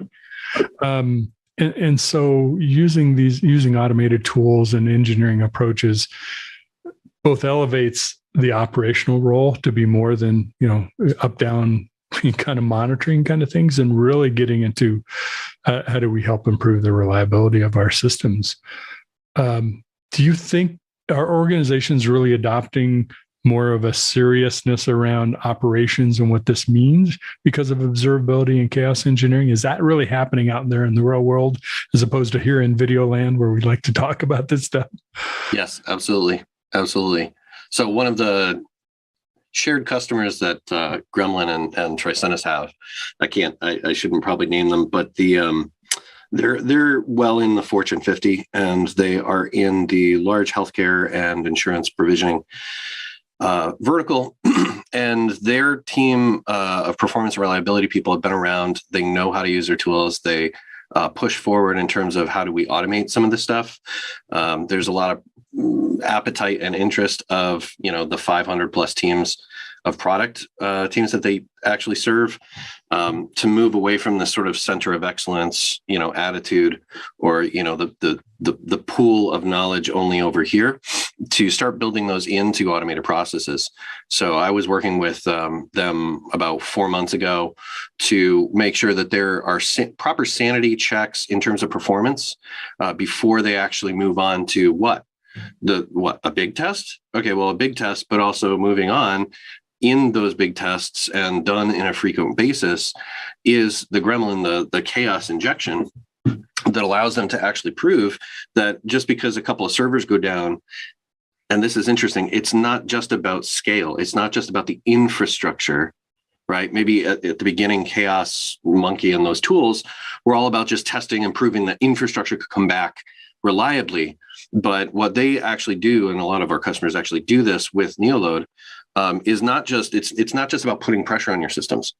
It's about handling these long-running tasks, especially in insurance and healthcare. There are claims processing that takes upwards of minutes to go through all these like back asynchronous queues and stuff like that, from system to system. And what they need to do is they need to push that workload into the system, maybe even use a tool to generate data, push the workload into the system, monitor the little points of how the data is going through the system, and then actually at the end verify that regardless of what happened, because Gremlin was engaged to take some nodes or some servers down, that 100% of the claims that were supposed to go through the system are actually through the system. I would consider that more like data regression, right? But it is a reliability factor and a resiliency factor of your system to be able to say, there is a standard set of things that we provide as a community of practice, not a center of excellence, a community of enablement and practice. And we've already built patterns in pipelines that help you take advantage of some of that self-service without having to know a ton about it. There is a standard set of things that we do in the default chaos injections. There's a standard set of things we do to put pressure on the system or to help you push all your data through the system and verify it afterwards. And those two things have to go hand in hand. Mitch, I think to your point, doing things manually, right? There's no such thing as a useful chaos experiment where you're just opening the browser and trying it as one person. You need statistical significance. Whether you do that in production, and potentially, there's issues there that I'd actually want to ask Tammy about a little bit later, or whether you're doing this in a pre-prod environment, it's still teaching you things. It's still helping you build that, okay, we didn't know about that. Let's fix the architecture diagram. Okay, we didn't know that it's going to engage those alerting systems. Oops, And now our storage mechanisms, the people on our storage team are freaking out. And they didn't even know why they were freaking out until we started talking with them. That has to be planned. And you have to have emotional and situational intelligence about your organization, especially if it's a bigger organization, before you start doing these things. It's a great question, which I was going to ask also is, do we do this in production? Is that where the real benefit comes from? Do we do this in test and in sandboxed environments? What do we learn differently from both? I totally get we don't want the security group freaking out when it looks like something's been compromised because we found some buffer control overflow issue. But we do need to know that production is resilient too. I mean, Tammy, where does this belong? What do you do in each of those environments? Yeah, I always like to say, practicing chaos engineering in production, it's a journey. It's not something that people do on day one, ever. And, the way to get there successfully is that you do start in lower level environments. My recommendation, actually, I love Paul's term, community of practice. What I like to do is tell everyone, learn how to do chaos engineering first in a demo environment, not even actually your applications with your data. Just have a demo application. You can get a great one off GitHub called Bank of Anthos that Google created, and it's an internet banking application. That's an awesome one. We can share the link to that and just inject some failure there because it runs on Kubernetes. You can learn more about how Kubernetes works, doesn't work in different situations. And Gremlin has a lot of different attack types. So there's networking related attacks, resource attacks, state attacks. Those are the categories. For networking, it might be let's inject packet loss, let's increase latency, resources, disk, IO, memory, CPU. So there's a lot of different things you can do. And often it's also about planning the experiment, combining different types of attacks for different amounts of times. One of my favorite attacks is called a black hole, where you make a service disappear and then you see what happens to its dependencies. And like Paul said as well, it's not just about the service went away, did it come back? It's also how does that look to the user when a user's logged into internet banking and suddenly the balance reader isn't working? Can they send deposits? Can they make payments? Do they see error messages? What actually is their experience? And I think really great SREs, they do think about the user experience. You're really focused on the customer. And that's an amazing skill, because I've been on tons of incidents where we were getting so many support tickets from customers saying my data is not there, my data's disappeared. And wasn't that, it was the thumbnail preview service wasn't working. So that's why thinking through how does this impact the user is so important. So I always recommend thinking about it from that perspective. And I generally say to get to production, it takes companies several years. Most companies, I'd say it takes them about 2 to 3 years to start practicing chaos engineering in production. And I think that's totally fine. That makes a lot of sense. And it's good to have that as a big milestone date. We did our first ever chaos engineering in production. This is what we learned. We improved our mean time to recovery by this much.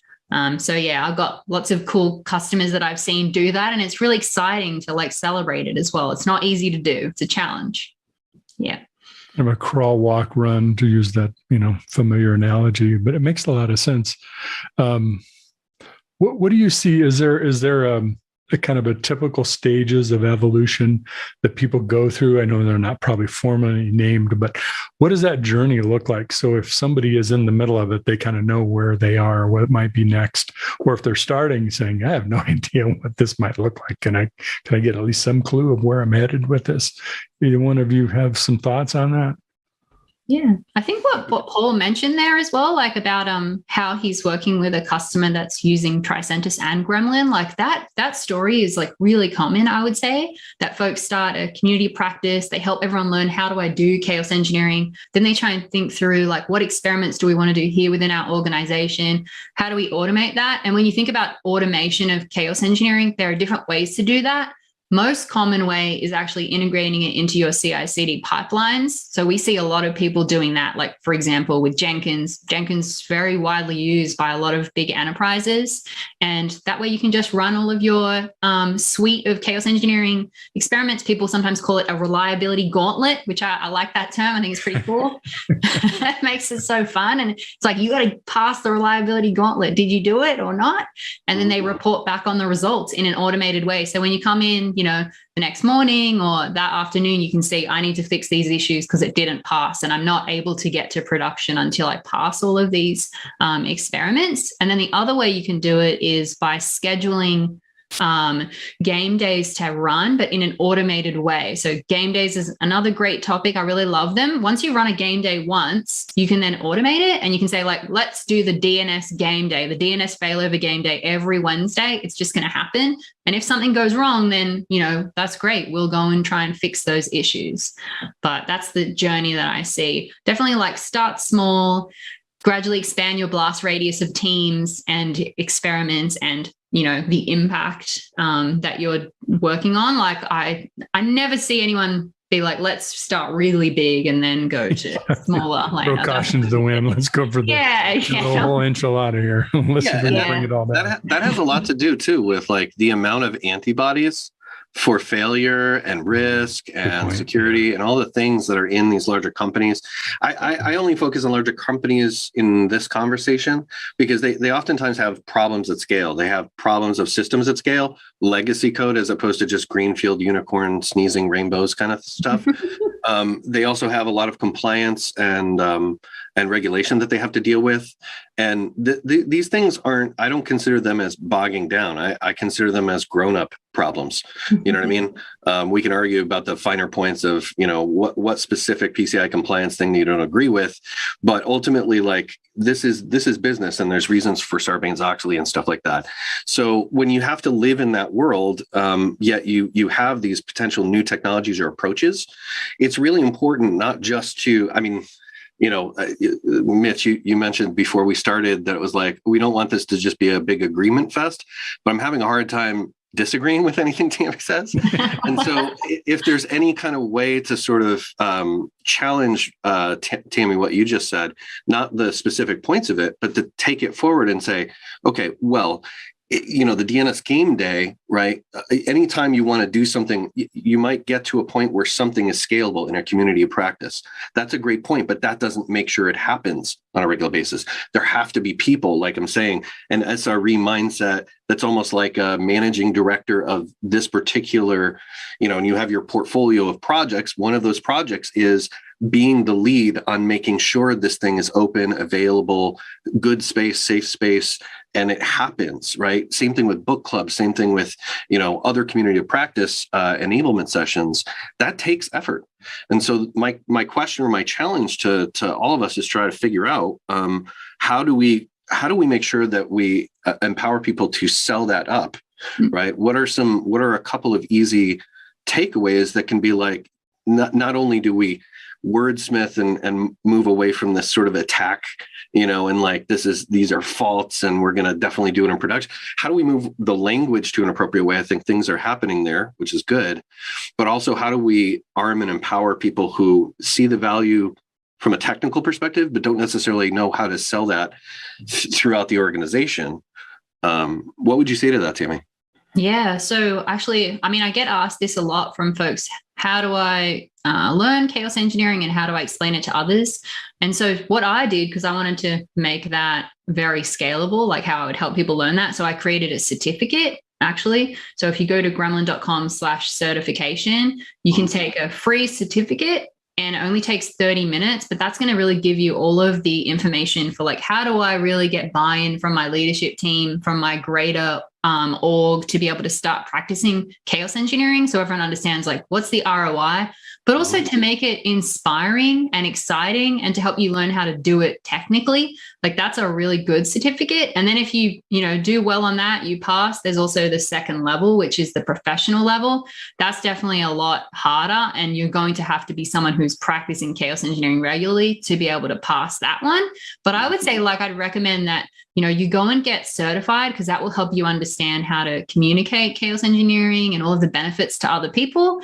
The other thing I did too, which I can share a link for, is I made a demo Confluence wiki site, actually. So many people were like showing me these chaos engineering wikis they'd made. And I was like, these are really cool. Like, I'm just going to collect all of the best parts and put it into this one wiki. And then I actually made it public. So anyone across the world can go and look at this like public chaos engineering wiki. Love it. So yeah. And it's got a maturity model and everything. So that sort of stuff is pretty cool. And we're continuously expanding on what we add into this wiki. So it's like an open source wiki for everybody. So that's one of the true signs of an SRE mindset. Right? It's not just do the work and there's no superhero capes, right? That the anti-pattern superhero. No, it's sharing and exploring an area together and kind of helping people, like pushing people forward without necessarily. Yeah, that's super cool. One thing I remember too is I do a similar thing with performance and reliability testing and engineering, and it often comes up is, how do you go from like 0 to something, or how do you go from like 5 miles an hour to like 30 miles an hour or 50 miles an hour? And it is a journey, right? And it takes time. But one of the paradigms that I use, I go back to Kent Beck. He has this notion of the 3X model: explore, expand, extract, which has more to do with, finding good ideas and capitalizing on them and being the leader in X and whatnot. And the explore, expand, extract is, in the explore phase, you're digging a lot of little holes to find where the gold is. And it's the same thing when you're starting out trying to build communities of practice. The emotional intelligence is number one, that you have to start small and find where the actual appropriate is, not something that is cool to you, but something that's really cool to multiple people in your organization, right? At Tricentis, as part of incubation engineering, I'm doing a lot of that. And what I find is to have that idea seeded through many people in the organization and get their feedback, but also if it ends up actually being a great idea, to be able to actually now have, sort of preemptive champions for that thing, because they've started to know and aware of that. That's one step in the explore phase. Expand is now you have something scalable. Now, what do we have to do to put in place from a program thinking perspective to make sure that there's at least a certain amount of time where this is executed predictably for people, executed effectively for looking back and saying, how did this program work? And are we capturing the right ROI metrics? And is it really working or is it not? Does it need adjustment? And then the extract phase is mostly like, we've got our stuff together. We know how this works, and it can expand to the entire, that 500 teams kind of situation that I was talking about. That takes a little time.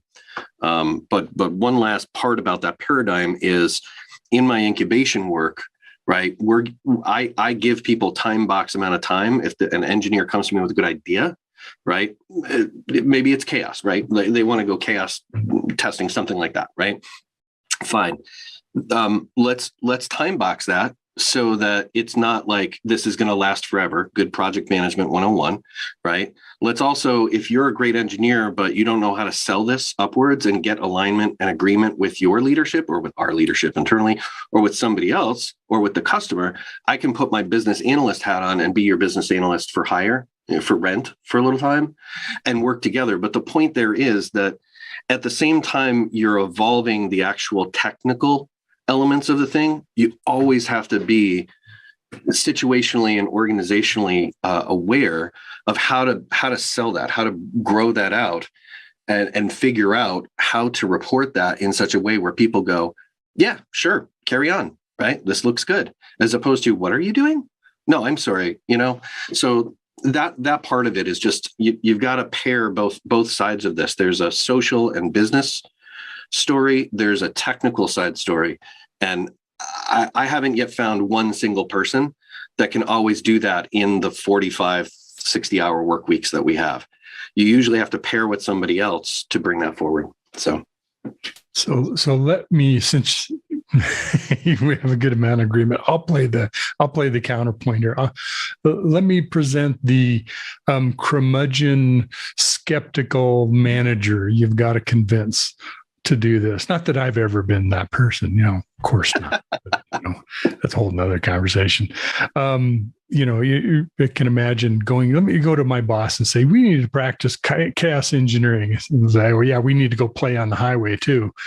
Is there sort of if you've got skeptics, and I imagine there's a few people out in the audience who've got a tough road to hoe to kind of get to that point where it really is embraced, do you go at this as a reliability load testing problem we want to start to work on? How do you do that without kind of being sneaky about it, or do you have to be sneaky about it? Yeah, I think I have a lot of thoughts on this because I've definitely been able to help folks do it, and I've done it myself. So usually what I like to do is talk about people who've already done this and had great success. So often before I had done it myself and I wanted to convince other people, I would just say things like, hey, the National Australia Bank that I worked at, they were actually the first bank in the whole world to practice chaos engineering. And here's an article that they actually wrote up that was released. It's in the news. It was a journalist interviewed them about it. They shared all of their wins that they had from doing it. This is a long time ago in 2012. So being able to share something like that, then people go, oh, wow, a bank is doing this. And if banks are doing it, then, I feel like everyone else should do it because they're always the ones that are more cautious than anybody else. And they have all these compliance requirements and regulation requirements. But the way to think about it too is I feel like chaos engineering is a nice evolution on disaster recovery. So if you also link it back to disaster recovery and business continuity planning, then people really understand it. They're like, oh, I do my quarterly DR activities. Instead of doing it just quarterly, let's do it more regularly. Let's make sure we pass DR when we're actually being audited. So you can use chaos engineering to proactively make sure you're going to pass it when the DR day comes. So I like that. The other thing that I do at the moment is in 2018, a really amazing book was published called Accelerate. And that book is awesome. It talks about how to practice game days. And it's also based on really amazing data that Gene Kim collected with Nicole Forsgren and Jez Humble based on all of the Puppet DevOps reports. So they talk there about how actually stability is so important. You need to have stability first to be able to have speed. So, speed depends on stability. So I definitely recommend that folks should check out that book. But that's basically all that I say. And then everyone's like, okay, you convinced me, let's do it now. Kind of educate ourselves, right, of what people are already doing. And, there's a body of knowledge, a body of work we're building on. We're not just let's go, whimsically try this out. Exactly. Any thoughts, Paul, from your perspective? Yeah, Mitch. So going back to the original sort of situation that you painted, which is, okay, I think we really need to do this thing. You walk into your boss's office and we really need to do this thing. And they go, well, we've got a million other things and this is kind of scary. And, we could do a lot of things, but we're not going to do that. Well, you've already walked into your own brick wall. You created a brick wall for yourself. I would say it's not about trying to take the technical tack. It's not about trying to take the culture tack. It just step back and use a framing like situation, impact, result.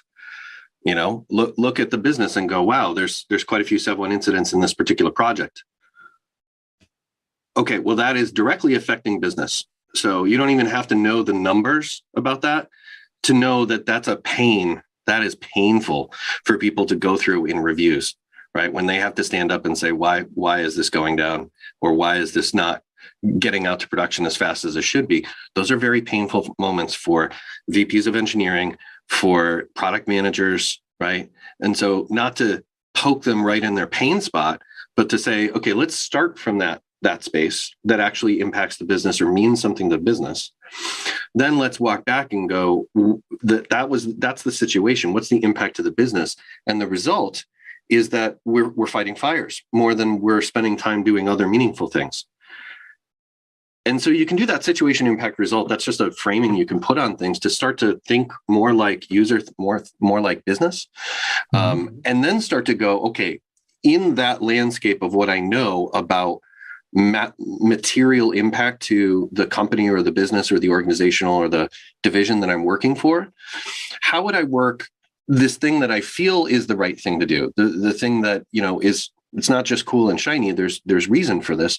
How do I work that into that conversation? I used that framing with Fortune 15-ish just yesterday when we were doing a discovery session, right? And then to be able to kind of pivot that across what's the current situation and what's the desired situation. And you can use situation impact result on a current situation as well as on a desired situation and get a story out there that most people, you hand that to your boss and you go, well, this is actually a set of problems that we experience. We are losing velocity points. We are losing story points to this. Whether you're in the engineering or the product management space, that matters. The impact of this is X, right? I talked with somebody else and they validated that this is some serious impact. This is the quantification of that. And then the result is X. And so the desired situation, if we want to walk backward, situation impact result is result impact situation, is that we actually have to go, if we want this result, we have to have this kind of impact. And therefore we have to have this kind of situation. And oh, by the way, that situation includes resiliency in our thinking. So it's just a way to construct a story that other people can comprehend instead of just starting with the tools and starting with, like, I agree, success stories, Tammy, are very important, right? That's the evidence, that's proof, right? But proof points way down at the bottom before people are even TLDR it for me, right? Like, how does this affect me? How does this affect people above me, right? What if we don't do this? That has to be there, I think, for most people to get it right off the bat. Yeah, I sometimes coach people, and one of the things I offer is that virtually every manager wants two things. They want people who solve problems, and they like to make decisions, right? They don't just go to meetings. They like to make decisions. Yeah. So you can imagine, to what you said, Tammy, about, hey, we're struggling to meet DR. Like the last two have been hell to get through, sort of our own, our own unicorn project or whatever. Or it's, we're having some problems with this part of it. It's just like the third time we've seen this happen. I have some ideas, some things that we can try and share if we wanted to go down that path and see if some of this will help us. So you can come to somebody with, we have this problem, not news to you. I know you're struggling to try to figure out how to solve it. And I've got some ideas, maybe some solutions, and we can try it. And see what kind of results we get. Well, we're close to the end of our time. I'd like to wrap up for have both of you. If you were, and you probably do, if you were mentoring someone in an SRE role, using someone utilizing chaos engineering, or on that journey to bringing that into their organization, I know it's always hard to boil it down to one thing, but what is a piece of advice or learning that you would share to somebody who might be mentoring? Tammy, would you go first? I think one of the things that I like to say when I'm mentoring folks is what are your own personal goals? And if you imagine yourself in the future in 10 years, what do you want to be doing? And a lot of people, they really want to be the best engineer that they can be possibly. So it's what should I learn? How do I do that?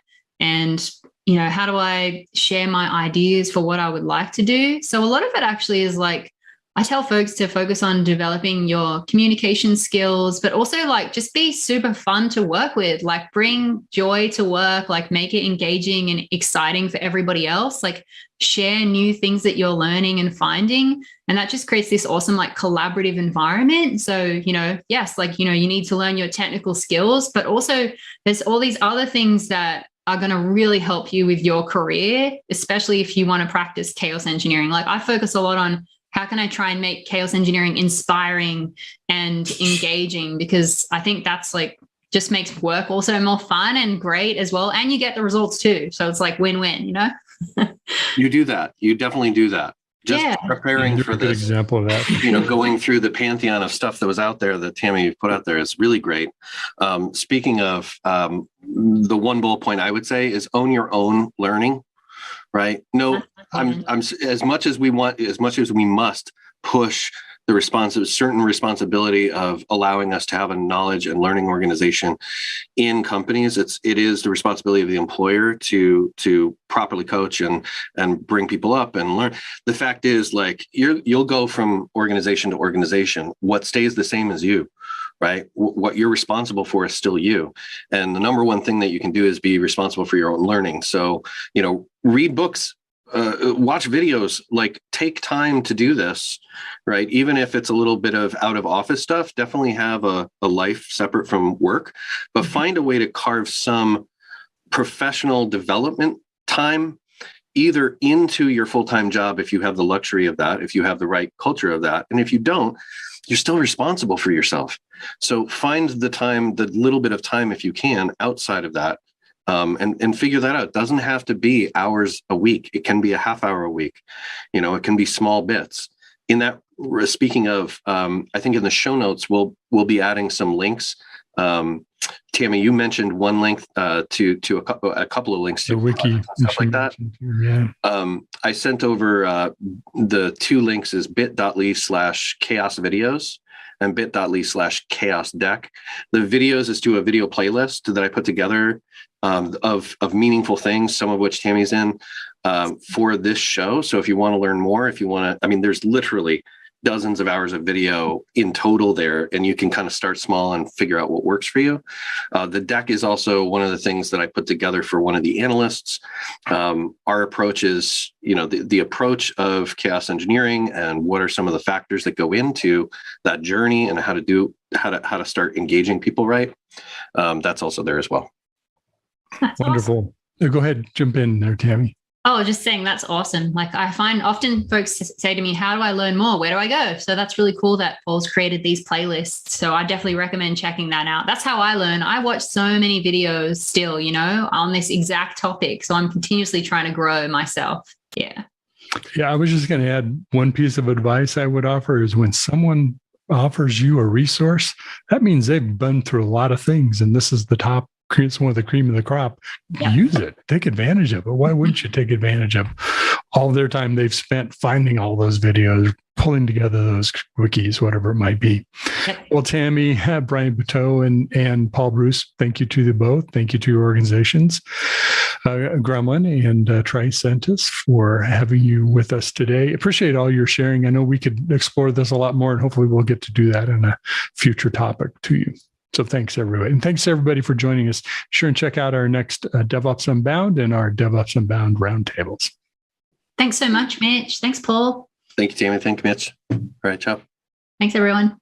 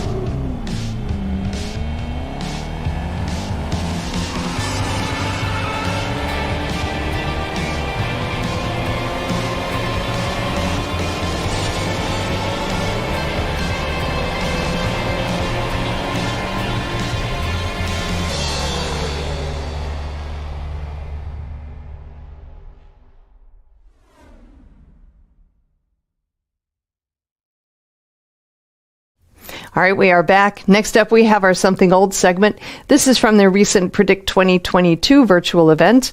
This one features Jim Walker, who was the principal product evangelist over at Cockroach Labs. He has a presentation titled Principles of the CAP Theorem and a Cloud-Native Database. This is an academic talk. It focuses on the CAP theorem and how organizations can utilize it, includes the 3 guarantees.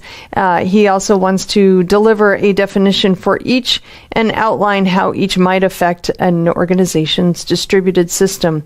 Lots to unpack in this presentation. We're going to go ahead and roll it right now.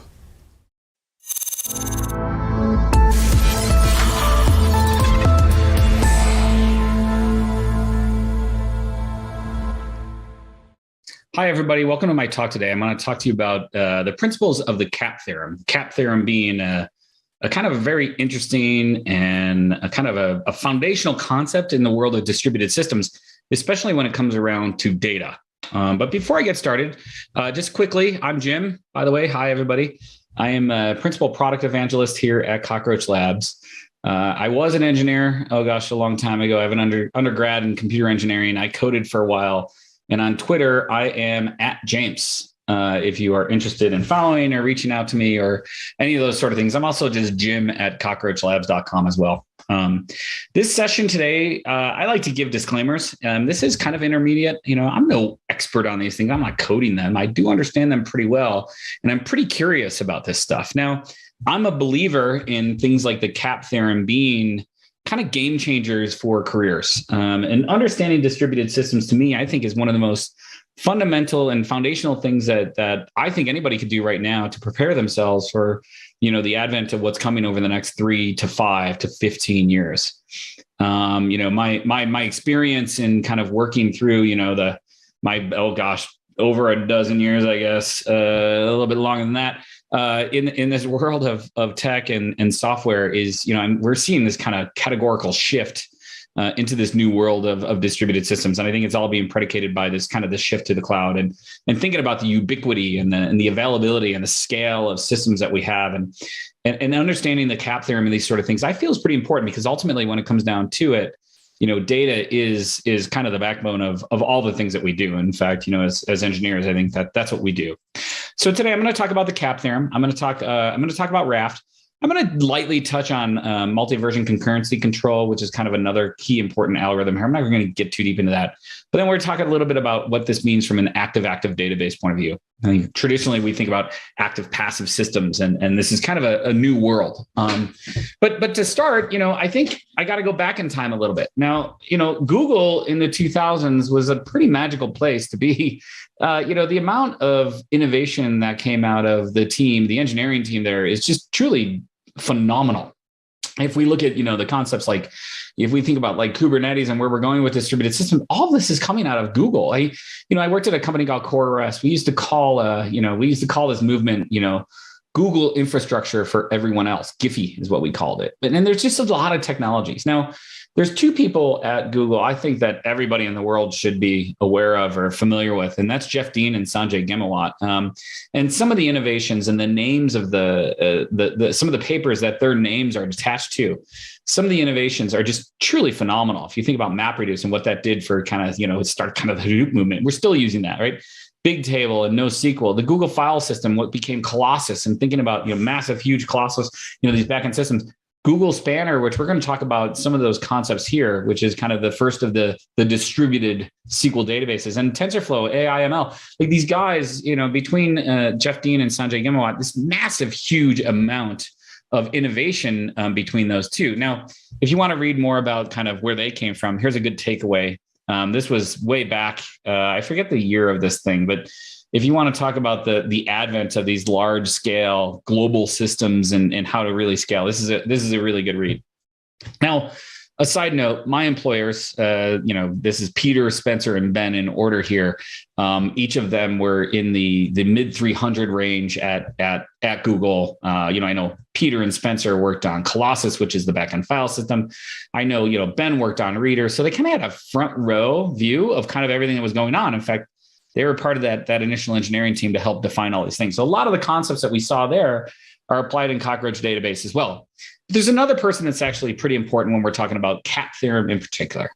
In fact, the CAP theorem is actually called Brewer's theorem. Eric Brewer is another one of these kind of foundational engineers that have really changed our world. And we think about Kubernetes, we think about data, we think about these things. Eric has had a phenomenal impact on the world, I think. He was at a company called Inktomi, and if you go way back in time, Inktomi in the late 90s, and from a search point of view, really doing some interesting things. And then, he joined Google to basically help kind of transform things that were happening there. But if you go back to 1998, he actually wrote a paper and started talking around, the debate around ACID transactions versus base transactions. Base is something we all think about ACID transactions, right? But base was like, basic availability, soft state, eventually consistent. that really kind of became kind of what NoSQL was. And there was this kind of debate around these two things. But Eric really started to think about, what does this mean from a distributed systems point of view? And he actually wrote a paper called the CAP principle. He went and presented that in 2000 at Principles of Distributed Computing conference. And that was really the first of anybody actually going through this. That thing was then since, proved as a theorem in 2002 by a couple of people from MIT. And so that was kind of like the history of where the CAP theorem came from. Now we'll get into it a little bit as well. Now, in 2011, Eric finally joined Google, and this was a headline in Wired. It's a great read. Again, meet the man who's rewiring Google from the inside out. And that was really taking everything I've done from a distributed system point and start to really rethink that. And out of that came some really great innovations. And so I always like to give a couple of good takeaways and some good reads. This is a great one as well. Cade Metz is a great writer over at Wired. And this really does give a good sense of what it is. Now, Eric is the first to say he is one person among a team and a massive, huge group of people who kind of reimagined really kind of what Google is. And if you think about Google and the innovation that's happened there and what it's allowed them to do from an innovation and a competitive point of view, truly phenomenal and really engineering led. And I think, for me to talk about the CAP theorem and for me to talk about these concepts without going back and giving credit to some of the people who did this stuff is actually pretty important. Now, if Eric is also a Google scholar, if you go into kind of, if you look through kind of the, all the white papers at Google Scholar, you'll see some of the things that he's attached to as well. By the way, all of the Google publications is another great place to go read and learn a whole lot of great stuff. And here's a list of some best of kind of things from Eric. So again, a couple of good takeaways. So let's talk about the CAP theorem. The CAP theorem basically states, and I'm paraphrasing, of course, it's a theorem, so it's a big, long paper, but it's impossible for a distributed data store to simultaneously provide more than two of the following three guarantees. And this is CAP, right? C is for consistency. So every read is going to get the same data, right? Availability, every request is going to get a response. And then B, partition tolerant, so that if a piece of the system goes away because of a network latency, or it just dies, say a rack or a system or a server or region dies, like it's going to be able to survive that tolerance of a partition being, made between these things. So like a separation between nodes within the system, right? And so basically, if you take those three things, you can only have two of the three. Now, ultimately, in reality, what ends up happening is you have kind of like ranges of the C and the A, but I think the partition thing is actually a pretty important thing. So let's talk about consistency. So two requests are made from different sources against different nodes within the system. The same data will be returned. You will always get the exact same data. So if I do a select star from customer, I'm going to get the same thing no matter who I ask. It isn't going to be some synchronization thing. So there's like a moment in time where you're going to get different data. No, you're going to be guaranteed that the integrity of the data across every single point in that system is going to be the same. Now, availability is you're just going to get a response. Now, the data may not be the same everywhere, but you're going to get a response, right? It's always going to be available everywhere. That data is going to be there. Right.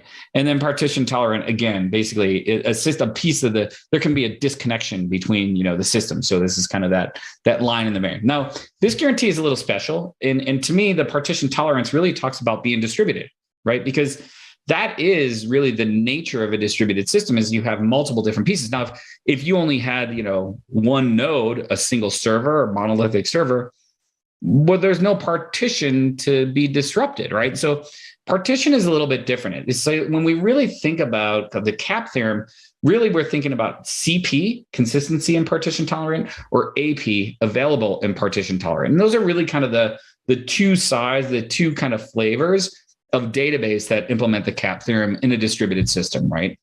Like I said, a consistent and available database. This is something like so a CA database, if you take away the partition, this would be, I'm sorry, y'all. So excuse me, I kind of went ahead of myself there. But if you take away the partition tolerance, then basically you're looking at a single node and a single server. This is like a single instance of Postgres or MySQL, right? It's consistent, it's available, right? There is no partition to go away. Now, AP databases it's available and it can survive the failure of some disconnection. This is the NoSQL databases like Mongo and HBase, these sort of things, right? Because you aren't going to be guaranteed the data is correct. They're all kind of eventually consistent, if you will. Now, CP databases are pretty tough to do. This is Spanner, this is Cockroach, my employer, but we're basically guaranteeing you're going to have consistent data, even in the light of having some sort of a partition happen and having some sort of disconnect between the systems and the backend. Those are really end up what people are really concerned about. You got to think about databases either in CP or AP. And that's really kind of where people go around the cap there in the practical reality of choosing what we're doing in distributed systems. And there's lots of different things. So I want to talk through consistency and availability in a distributed system. We're doing about 9 minutes. We'll go through some concepts pretty quickly. And we're going to talk through a couple of key concepts from the consistency side. Let's just talk about Raft. So Raft is a distributed consensus algorithm that allows you to kind of basically provide kind of atomic writes and reads across a system, right? And so Raft is implemented as a set of replicas, right? And so if you think about this, right, like if you think about the blue things over on the right-hand side, think about those as being kind of copies of data that are written in different places, each of them living on, say, different physical servers, right? And what you do is you have an odd number of replicas. So I have 3 because when I write, I want to make sure 2 of 3 or 3 of 5, right, are correct, right? Like 5 of, so like, and so you make 4 of 7, that sort of thing, right? And so you have a number of replicas, and Raft is a very chatty protocol. Like they're always talking to each other, and we're coalescing heartbeats. So they're kind of all in sync in terms of time and data. And really what a Raft group is doing is saying, like, look, if I have this data across different, systems, Raft is what's making sure that I have consensus across these different partitions to make sure that it is correct. So we start with a Raft group. Now there's this concept of a Raft leader. Now a Raft leader is elected, and there's a process in which the participants in a Raft group actually elect that leader. But the Raft leader is a special kind of node, if you will, in this group, right? It kind of coordinates everything within the Raft group. So if I'm going to write something, I'll say, hey, Raft leader, write this. And it's going to say, hey, my followers, the 2 others, write this as well. And as soon as one of them comes back and says, I'm good, I have quorum. 2 of 3 have actually wrote that. Or if I had 5, then 3 of 5 actually acknowledge I have quorum. And basically the Raft leader is the kind of definitive, authoritative, up-to-date version of what that is. And nothing gets committed in the followers unless it's aligned with what's exactly in the Raft leader. We use markers, we use temporary records, that sort of thing. And then once the Raft leader says everything's good, it means everything in the followers are good. And that's what's going to guarantee consensus, and that it's going to be the same and consistent across everywhere. And that's a really important point in the concept of consistency in a distributed system, right? Because what the Raft leader is doing is saying, I'm going to get this atomic replication. Again, I'm going to tell the Raft leader, and the Raft leader is now responsible for making sure that the followers are all in order. Right. And that's how we're actually getting this kind of consensus. And we're going to guarantee consistency. Now, listen, Raft seems like a pretty simple thing for me to explain. I think Ben Darnell, our chief architect here at Cockroach Lab, said, I can talk about Raft and we can do a simple implementation of it as part of, say, a graduate course. But to actually do this in production, in reality, for modern systems, it's taken years for us to perfect this because it's all the corner cases that can go wrong. And so it's a lot more complex than that. I mean, it's a pretty simple concept to kind of go through. Now, there's another protocol, another distributed consensus algorithm called Paxos, which I know Spanner uses that. It's also equally interesting as well, but I'm just going to go through Raft. Now, if you want to actually learn more about Raft and how this stuff works, again, I don't know how many people I've sent to this website, but the secretlivesofdata.com is really a phenomenal source for you to go out and actually learn more about this protocol and how it works, how leaders are elected, how it communicates, a little bit more detail in how it actually coordinates that the data is going to be the same across, the various different participants in the entirety of the thing. So pretty useful piece. Go check it out. It's actually great. So I'm happy to actually drive traffic to this site. I think it's really good. So there's another concept, and I'm not going to get too deep into this today, And it's called multi-version concurrency control. And what it's doing is saying that there's no overlap of transactions. So if you think about ACID transaction, this is the isolation in transactions. And this is basically saying that, look, when a transaction comes into a system, and I'm going to commit that using distributed consensus. Well, what happens if I'm executing on that transaction and I'm using Raft to do all this coordination, and another transaction comes in at the same time that overlaps that transaction? And so like, I need to make sure that things are happening in order. And so this is, to the point where we use it, we talk a lot about serializable isolation. So how do we make sure that things are happening so that it's kind of like a checkout line at the grocery store? There's people in line and you only check out one person at a time. You only commit one transaction at a time. So it's actually a pretty interesting and important algorithm as well. I know I've gone through this in other CAP theorem recordings. I know on our website, we don't have enough time to go through this now. In fact, the Wikipedia article on MVCC is actually pretty good and a good resource to go actually learn what that is. But it's another key piece of consistency, because in Raft, we have these groups. We're going to have thousands, hundreds of thousands of those in a database. How are we making sure that's guaranteed correct across all the different participants of that database? So MVCC is another great algorithm to go out and actually learn a whole lot about, and some really interesting stuff there as well. Okay, great. So now let's talk. So that's consistency. Raft and MVCC are a big piece of that. But using those two kind of concepts in Brewer's theorem here, I like to call it Brewer's theorem. It's going to make sure that you get that same data returned everywhere. And so I hope that that's helpful for you thus far. So let's talk a little bit about availability. And again, storage and Raft are also critical concepts here. And actually, Raft is used to get this distributed consensus, but Raft is also used to basically understand, where in the system these things physically, right? Because, when we write, say we have this replica set of 3 kind of copies of data, right? Well, what if I have 15 different servers participating in that? Am I writing, I should probably have them across 3 different physical servers out of the 15. And Raft actually helps us distribute that data within the system as well, right? And so Raft is actually pretty critical to availability as well in a distributed database as well. So how do we get availability today? Typically, this is what I learned. You have a primary and a secondary instance of your database. The primary is serving up queries. That thing fails, you fail over to the secondary, you try to fix the primary, you bring that primary back down line, you bring the secondary back, and then you have some sort of kind of reclamation of a remediation between the two systems. Typically what's happening also when you write to the primary, you're synchronizing, asynchronously, the secondary. So the secondary is going to be out of sync a little bit. So what happens when it fails and the secondary comes up? Is the data in the correct exact form? Did all that synchronization happen? There's a lot of issues involved in doing this. And namely, I think one of the biggest pieces is the cost equation. Getting a huge, massive license for a database that's never used or very rarely used is pretty expensive. These are pretty big machines, depending on how big you're going to go. There's this kind of extended RTO as these kind of failovers that happen. But I think one of the things that actually is lost sometimes is this remediation time.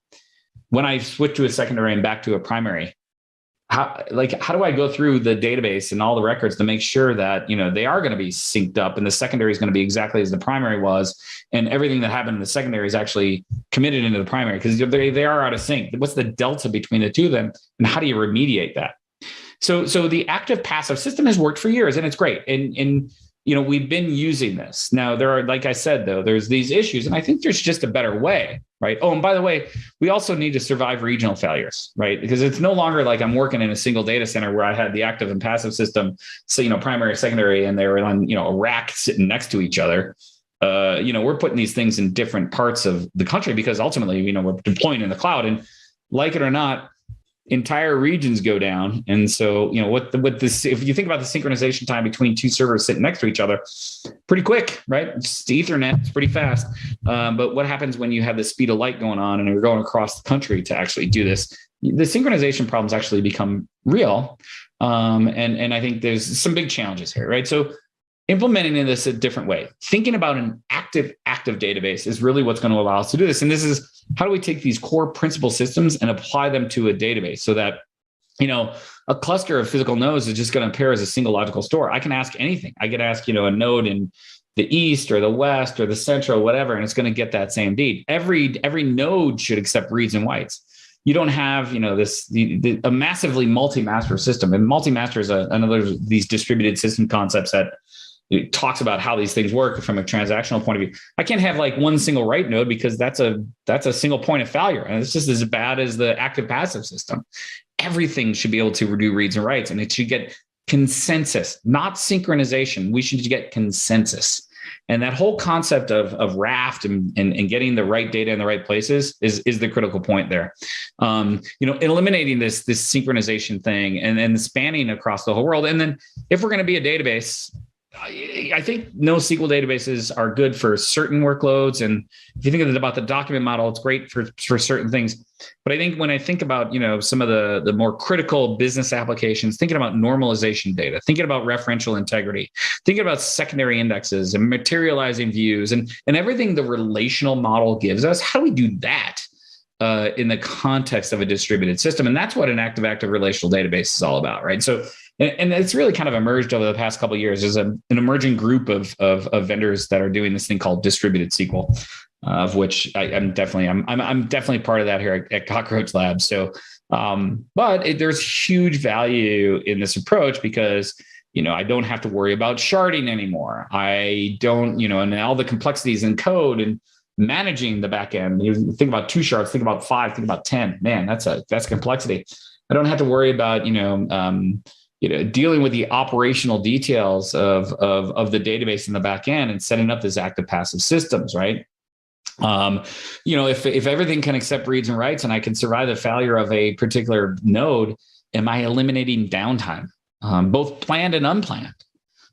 Because with these systems, you can take a node down and bring it back and you can maybe upgrade, right? And so the whole, these massive, huge operational efficiencies that an active database gives are all being driven by this simple concept called the CAP theorem. And so, let's talk through it. So this is just familiar SQL. But if we think about availability, what we're doing is we're using raft to write data in triplicate. So here's, 6 physical instances, right? And I'm writing this Mueller record 3 different times.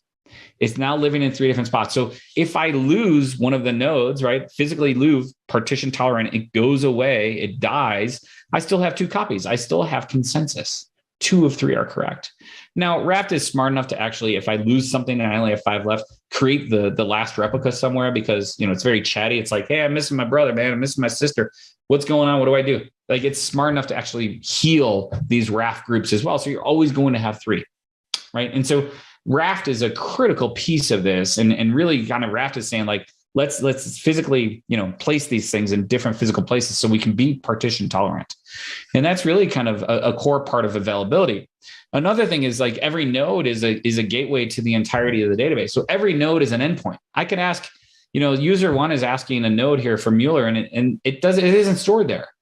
But the system, the single logical database, the backend, this distributed database, understands where to go to the RAF leader. It knows where that RAF leader is and says, hey, RAF leader, get me this Mueller record, right?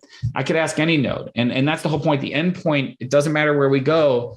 Everything is a gateway. Everything is an endpoint. And it's one big single logical database. It just looks like one database. I could set up a load balancer and just start going against any one of these things. It doesn't matter. The database is smart enough to understand where that RAF leader is to get that authoritative resource.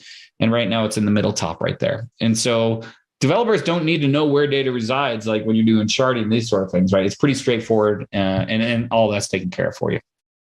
But we also need to survive regional failures. We talked about this, right? So nodes can reside across zones, right? And this allows for kind of, there's 2 reasons you do this. From this kind of this backup, an entire region go down. If I still had, 2 copies of, say the East Coast goes down, and I have 2 copies in region 2 and region 3, like we were just talking about, I could survive that. But more importantly, don't we want to put records close to users, right? We're dealing with the speed of light these days. How fast? What's the latency? Think about this as a global point of view. Maybe I had a set of nodes that are in Sydney. It's 250, 300 milliseconds to go across the planet. Well, that's a lot when you're going back and forth. And so This also helps with latency. Not only is it great for kind of this resilience and availability point of view, but it also helps with latency, right? So I can survive the failure. Say this entire region goes out. My load balancer just switches over to another region, and everybody that was hitting that is now being serviced data across another place. And then when it comes back online, it just simply redistributes that data and makes sure everything is kind of even across the various different ways, depending on what your latency and resiliency goals are. And it just kind of takes care of that. All of that is done without any kind of interaction with a system admin or a DevOps or SRE, right? All of this is automated, right? So let's just kind of take these kind of horrible moments in life around availability and get them back. Now, listen, is this 100% available? No. Can we get to say, 3 nines or 5 nines? Yes. And that's what I mean by like in the context of the CAP theorem, we can guarantee consistency, always correct, but we can have a range of availability in data, right? It's kind of like in an AP database, like a NoSQL database. I'm going to guarantee you're going to get that data, right? It's really good, but I'm not going to guarantee 100% of the time it's consistency. And so the trade-offs are basically this kind of sliding range around CNA, but always being partition tolerant and kind of, pegged on the C or the A in the context of the CAP theorem, right? Again, Raft, and again, a commercial for my friend there. So again, availability is kind of driven by Raft and some other things in these things, right? So I think about AP databases, again, you're going to have a range of consistency, but you are going to be guaranteed available. So with the CP database, again, you're going to be worried about, getting the exact right data all the time, but it's going to be a range of availability, right? And so when we think about CAP theorem, it really comes down to the 3 concepts: consistency, availability, and partition tolerant. And there's 2 types of database: a CP database and an AP database. And that's really kind of the principles of the CAP theorem. And so that's pretty much all of my talk. Real quickly, CockroachDB is a CP database. This is SQL. This is a relational database. Everything, we're wire compatible with Postgres. You can get started today with our serverless version. It's pretty cool. But we also offer a dedicated version of this as well. But really for us, it's like, let's make the future familiar. Let's get rid of the problems of downtime and ops and scale and everything we were just talking about. And let's make it really simple for you to go out and build apps. Like just code against SQL. This just makes sure that you don't have to worry about manual sharding or any of these kind of upgrades or downtimes and any of these things. So that's what we're all about. And we would love for you to go out and try, CockroachDB. Just cockroachlab.com is where you go. But I hope this was valuable, less, from, go out and try this thing, but just as an overview of the CAP theorem itself. And I really thank everybody for taking the time to view our presentation today.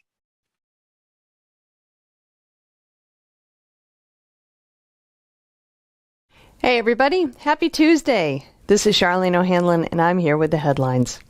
First up on DevOps.com is an article that offers up 5 steps to a more sustainable DevOps. The rise of remote workforces, cryptocurrencies, and supersized data centers brings to the forefront a concern in tech development that doesn't get enough attention: the impact of computing and advanced technologies on the environment. While environmental issues have been a matter of growing concern for decades, the past few years have put a particularly intense focus on the issue, with entire industries growing up around everything from climate-friendly investing to carbon offsets and more. The environmental impact of technology has become an issue, yet unresolved, in spite of a growing focus on sustainability. This article looks at how organizations can use DevOps to help reduce their carbon footprint and some of the specific steps they can take to clean up their DevOps process and become part of the solution rather than contributing to the problem. And we take a closer look at Azure DevOps. Microsoft's Azure DevOps Server is emerging as one of the most popular cloud application development environments. Like most CI/CD platforms, it includes features such as version control, reporting, project management, automated builds, and testing. It covers all aspects of the application lifecycle and enables DevOps. Azure DevOps provides a number of different developer services that allow DevOps teams to plan work, collaborate on code development, and build and deploy applications. It is highly collaborative and brings together developers, project managers, and individual contributors to develop software. It allows organizations to create and improve products much faster than with traditional software development approaches. This article takes a deep dive into all of the features of Microsoft Azure as a DevOps platform and offers some key points for organizations to consider when evaluating Azure for their DevOps environments. Also, we have the results of a survey by Era Software that shows more organizations are grappling with a crippling amount of log data. More than 3/4 of respondents also believe the overall cost of observability and log management will skyrocket in 2022 if current tools don't evolve. These and other results of this survey show that the cost of storing all their log data is becoming a significant challenge as organizations rely more on logs to analyze IT events. Use of observability tools and platforms has jumped by 180% as IT teams struggle to manage increasingly complex IT environments. Observability has been a core tenet of DevOps best practices, but achieving it has always been a challenge. These survey results show that organizations still haven't cracked the nut despite best efforts. All right, over on Container Journal, we have 4 best practices for Kubernetes reliability. One of the main constructs linked to successful Kubernetes deployments is reliability. In the world of Kubernetes, reliability means building a stable, dependable platform so developers and DevOps teams can streamline their processes and ship applications faster with fewer headaches. To achieve this state of deployment nirvana, platform engineering teams must also partner with development to ensure workloads are configured correctly from the start, a practice many organizations fail to do well.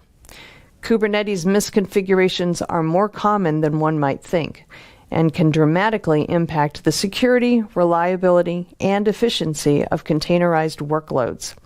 In fact, proper cloud-native configuration lingers among the top concerns for practitioners, as well as one of the most critical steps in a set of Kubernetes best practices. Ensuring the health of your Kubernetes clusters via best practices means acknowledging the need for proper Kubernetes configuration. This article goes into detail what is necessary for proper Kubernetes configurations and 4 things organizations can do to get started down the right path. And we take a look at 5 key considerations for Kubernetes in production. As containers and Kubernetes in production become mainstream, enterprises are looking for guardrails to put in place before going live to ensure their environments are reliable and that they follow governance, compliance, and security best practices. To reap the benefits of containers and avoid chaos, organizations must carefully plan and prepare before going live. Production readiness is a methodical process that takes time and gives predictable structure and consistency to the work. Throughout the process, organizations should engage their teams to work together and align the business and technical goals of the platform. While each organization's road to production is different, there are common key areas to focus on, including the platform itself, resource management, operations, security, and governance. This article takes a look at the role each of these areas plays and ways they work together to ensure a consistent experience. And finally, on Security Boulevard, we pose the question, should the West build its own Great Firewall? Lost amid all the focus on China's Great Firewall and Beijing's effort to censor what its citizens can see and say is the undeniable capability afforded to a nation's defensive posture through a sovereign intranet. That is a fact that likely contributed to Russia's decision to build its own. Last June and July, Russia's government disconnected its national internet from the global network to test its sovereign internet called RUNET. After it adopted a sovereign internet law in 2019, aimed at ensuring the country could still function if it was cut off from global networks. Under this law, the country's telecommunications companies were mandated to cooperate with the government and annually test this kind of disconnection. Unsurprisingly, the law and its implementation prompted concerns by civil rights and free speech advocates, who saw the move as an effort by the Kremlin to further control what was said and seen on the domestic internet. Similar concerns have been raised about China's implementation. These are reasonable concerns, and there exists sufficient evidence to confirm these networks are exploited in such ways. That said, having a sovereign intranet that protects and maintains our critical infrastructure during periods of conflict, global conflict, is an idea worth considering, according to this article. If the global landscape shifts to such an extent that nation-states are openly engaging in cyber warfare against critical services, organizations would be as effective at protecting their infrastructure as sandcastles are at stopping the tide. It should be a priority for legislators to adopt strategies that improve the preparedness of our critical infrastructure should an event occur. And finally, we look at identity and access management as the foundation for zero trust.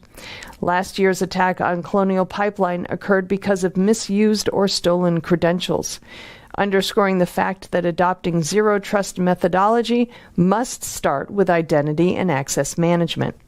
IAM, or Identity and Access Management, is the foundation of zero trust and makes every other facet of the methodology possible, from multi-factor authentication and single sign-on to the context and risk-based policies that trigger authentication requests to keep an organization's network secure.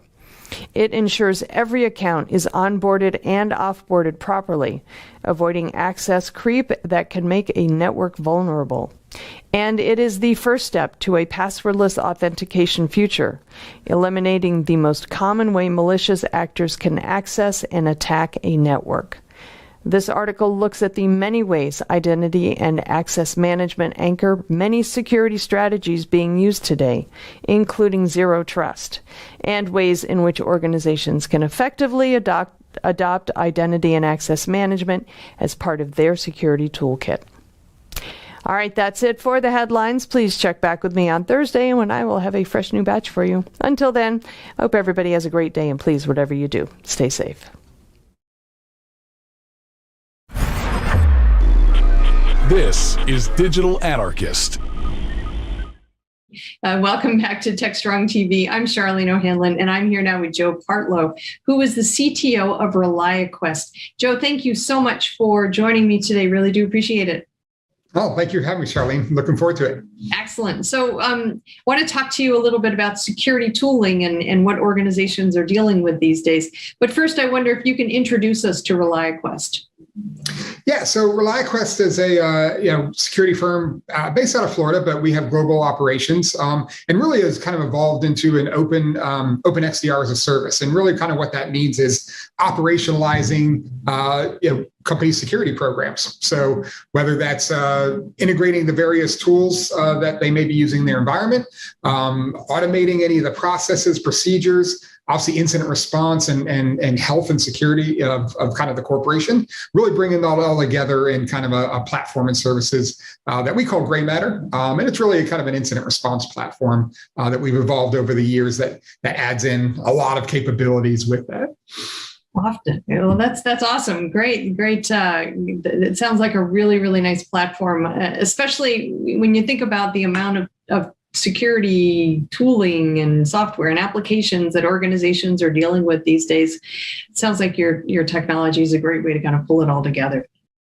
Yeah, most companies are certainly, that's a challenge for them, right? I think on average, last time I looked, there's probably, a good 30 to 40 different categories of technologies that most security programs have to deal with. So, how do you make sure all of that is healthy and reporting in what it should and doing all that detection that it should? It's certainly a overwhelming task for a lot of teams, which especially have been hard to fill kind of open positions.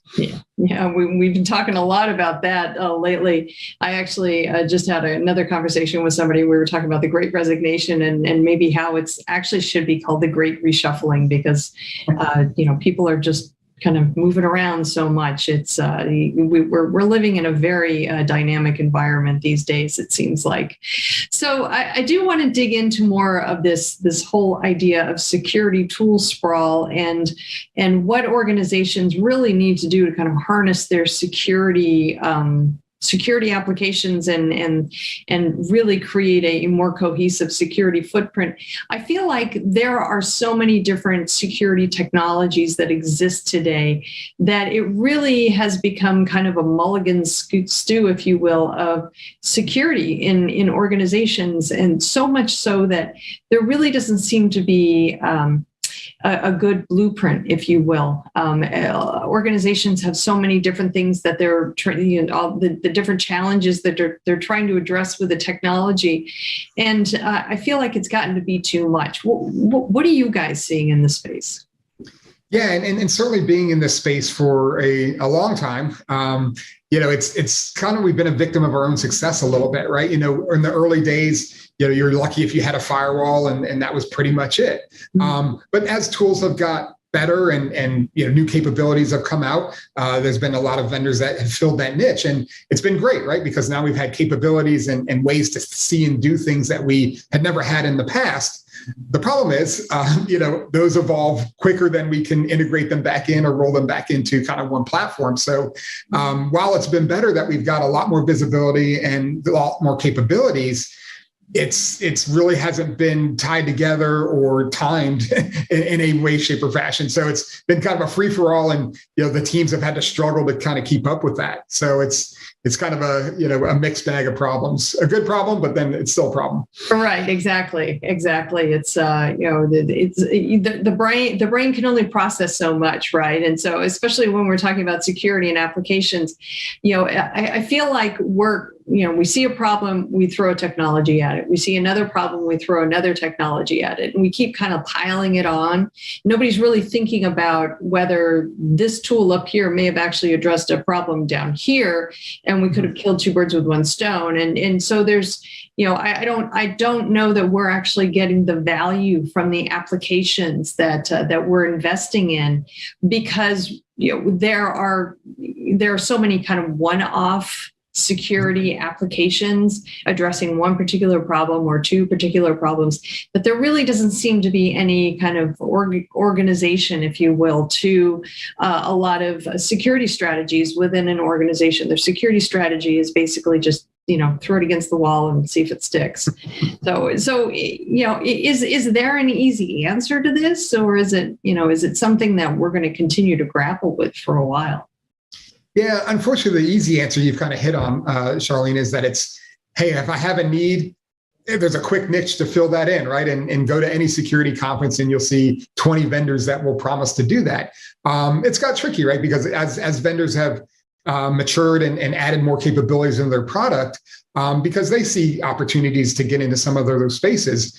The problem that we see a lot of times for many security teams is, the tool or the platform will get deployed, and maybe they're using 20% of it because one, they just maybe didn't have the time to fully deploy it out, or just didn't have the understanding or the time to actually get it fully baked. And then a lot of times the tool gets a bad rap, and it's, this doesn't work. Well, it was never really kind of rolled out the right way, and there's always some new kind of shiny new tool coming down the pike. So obviously we want to keep current on technology, but a lot of times we see a lot of shelfware out there, or that could just be because of lack of training or turnover. Or there's many times where new teams will get brought in that we see in a corporate environment, and they didn't even know they had certain tools because it was sitting off in the background somewhere.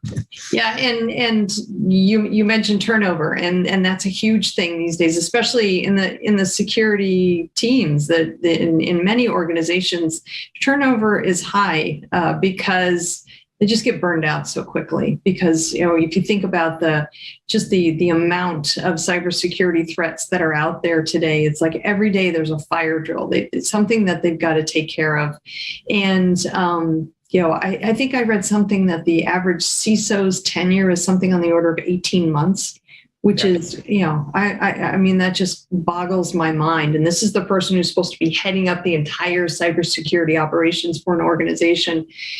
I imagine that alone contributes quite a bit to the fact that there are cybersecurity technologies in an organization that maybe some people don't even know about, because there's just, the CISO adopted the technology, approved it, it got installed, that person left, and the new person came in, really had no idea. Nobody had taken an inventory of their cybersecurity applications set or anything. And so there's no tribal knowledge left with that amount of turnover. Yeah, no, you touched on a thing that is really the biggest problem, like tribal knowledge that, a system administrator or a network administrator, a lot of times those folks, they kind of knew where the skeletons were hidden in the closet, right? So that person kind of really knew a lot. But like you said, CISOs and even the security team we're seeing is turning over 18 to 24 months at a time.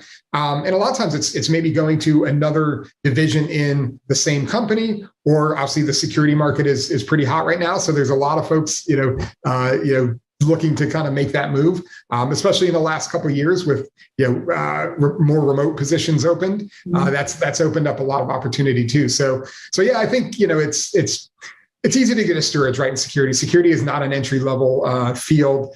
There's a lot going on. It's easy to get discouraged, like you said, with all the fire drills. So to keep people from getting burnt out, having a whole set of tools that they have to keep up and running contributes to that a little bit. It's not the reason why a lot of these folks got in. Most people like doing the incident response process and really kind of solving problems, not dealing with 10,000 alerts coming off of some noisy tool.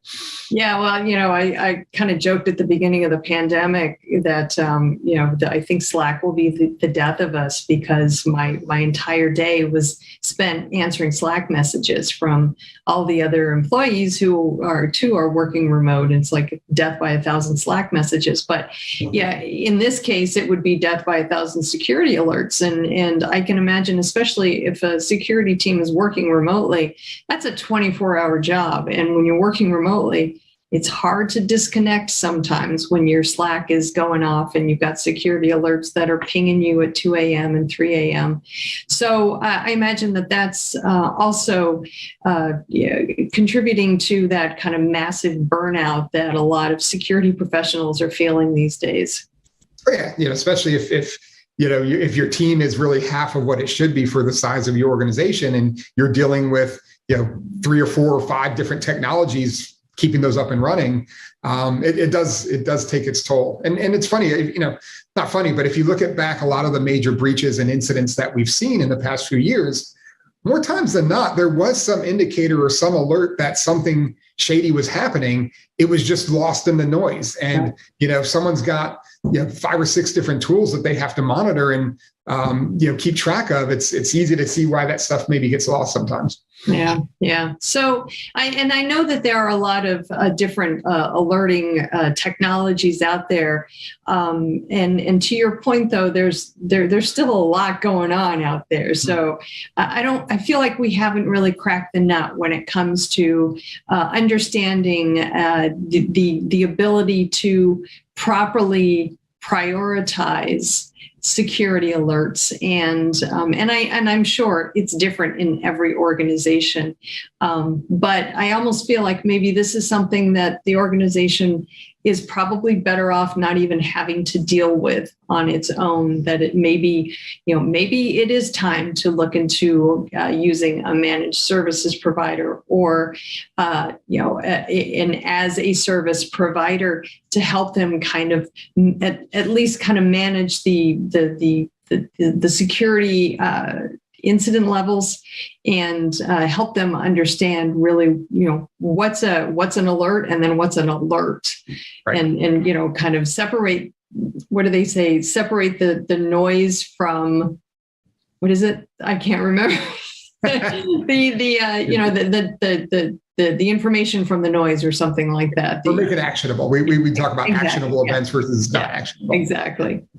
Yeah, and it's certainly kind of what we've been living for, the past decade or so, and kind of the space that we play in. But if you look back at kind of, there was this shift a few years back to kind of get everything, that we must have a big data lake, and all the security events and other info, we try to get into kind of these big data lakes to try to corral it and get kind of that single pane of glass. And whether it was tool sprawl or information sprawl or just corporate application sprawl, and then as kind of cloud platforms got bigger and more, took over a lot of kind of centralized spots, that's contributed to that a little bit. And that's really something that we've kind of, to be successful, we feel like you've really kind of got to go to the source of that data. It's too hard to bring it all in one. There's too much data out there. You really have to have those detections at the source or closest to the data, and then have a way to correlate those. Unfortunately, business kind of moves too fast to, integrate and centralize everything as much as we would like. So you really kind of have to be, all places at the same time. So do you think organizations are getting better at it then, at least recognizing the fact that they have a problem? And then, they say the first step in fixing a problem is recognizing that you have one in the first place. So do you think we're there yet, or do you think that we're still going to be experiencing a lot more pain before we finally get some sort of resolution? Yeah, I do feel like, most organizations, even up to the board level, have really kind of, in recent years realized, especially with ransomware and a lot of, you tuned into the news and there's always something happening. The awareness is certainly there. I think the challenge that we see from most customers is the speed that their business is moving at, whether it's acquisition or mergers or expanding into cloud environments, just keeping up with it. So the awareness is definitely there. That's the challenge that we see is well, how do you get visibility to that? And how do you do proactive detections and threat hunting and all the good stuff that you want to do to try to get out in front of it? Mm-hmm. Trying to keep pace with the business is kind of the biggest challenge that we see. And obviously that contributes to the incidents, right? If you can't secure what you don't know about. So that's kind of the biggest challenge that we see. But luckily, I think, up to the board level, we're definitely seeing a lot more buy-in, and security is really kind of at the forefront more so than it has been in the past.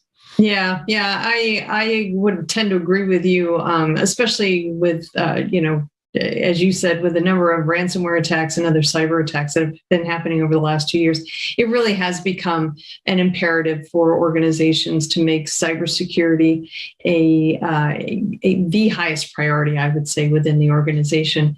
A lot of people say that, it's really all about the customer experience. Well, if you can't get to your customer, then, there is no customer experience to be had. So I think protection of the networks and the data should be top priority for organizations.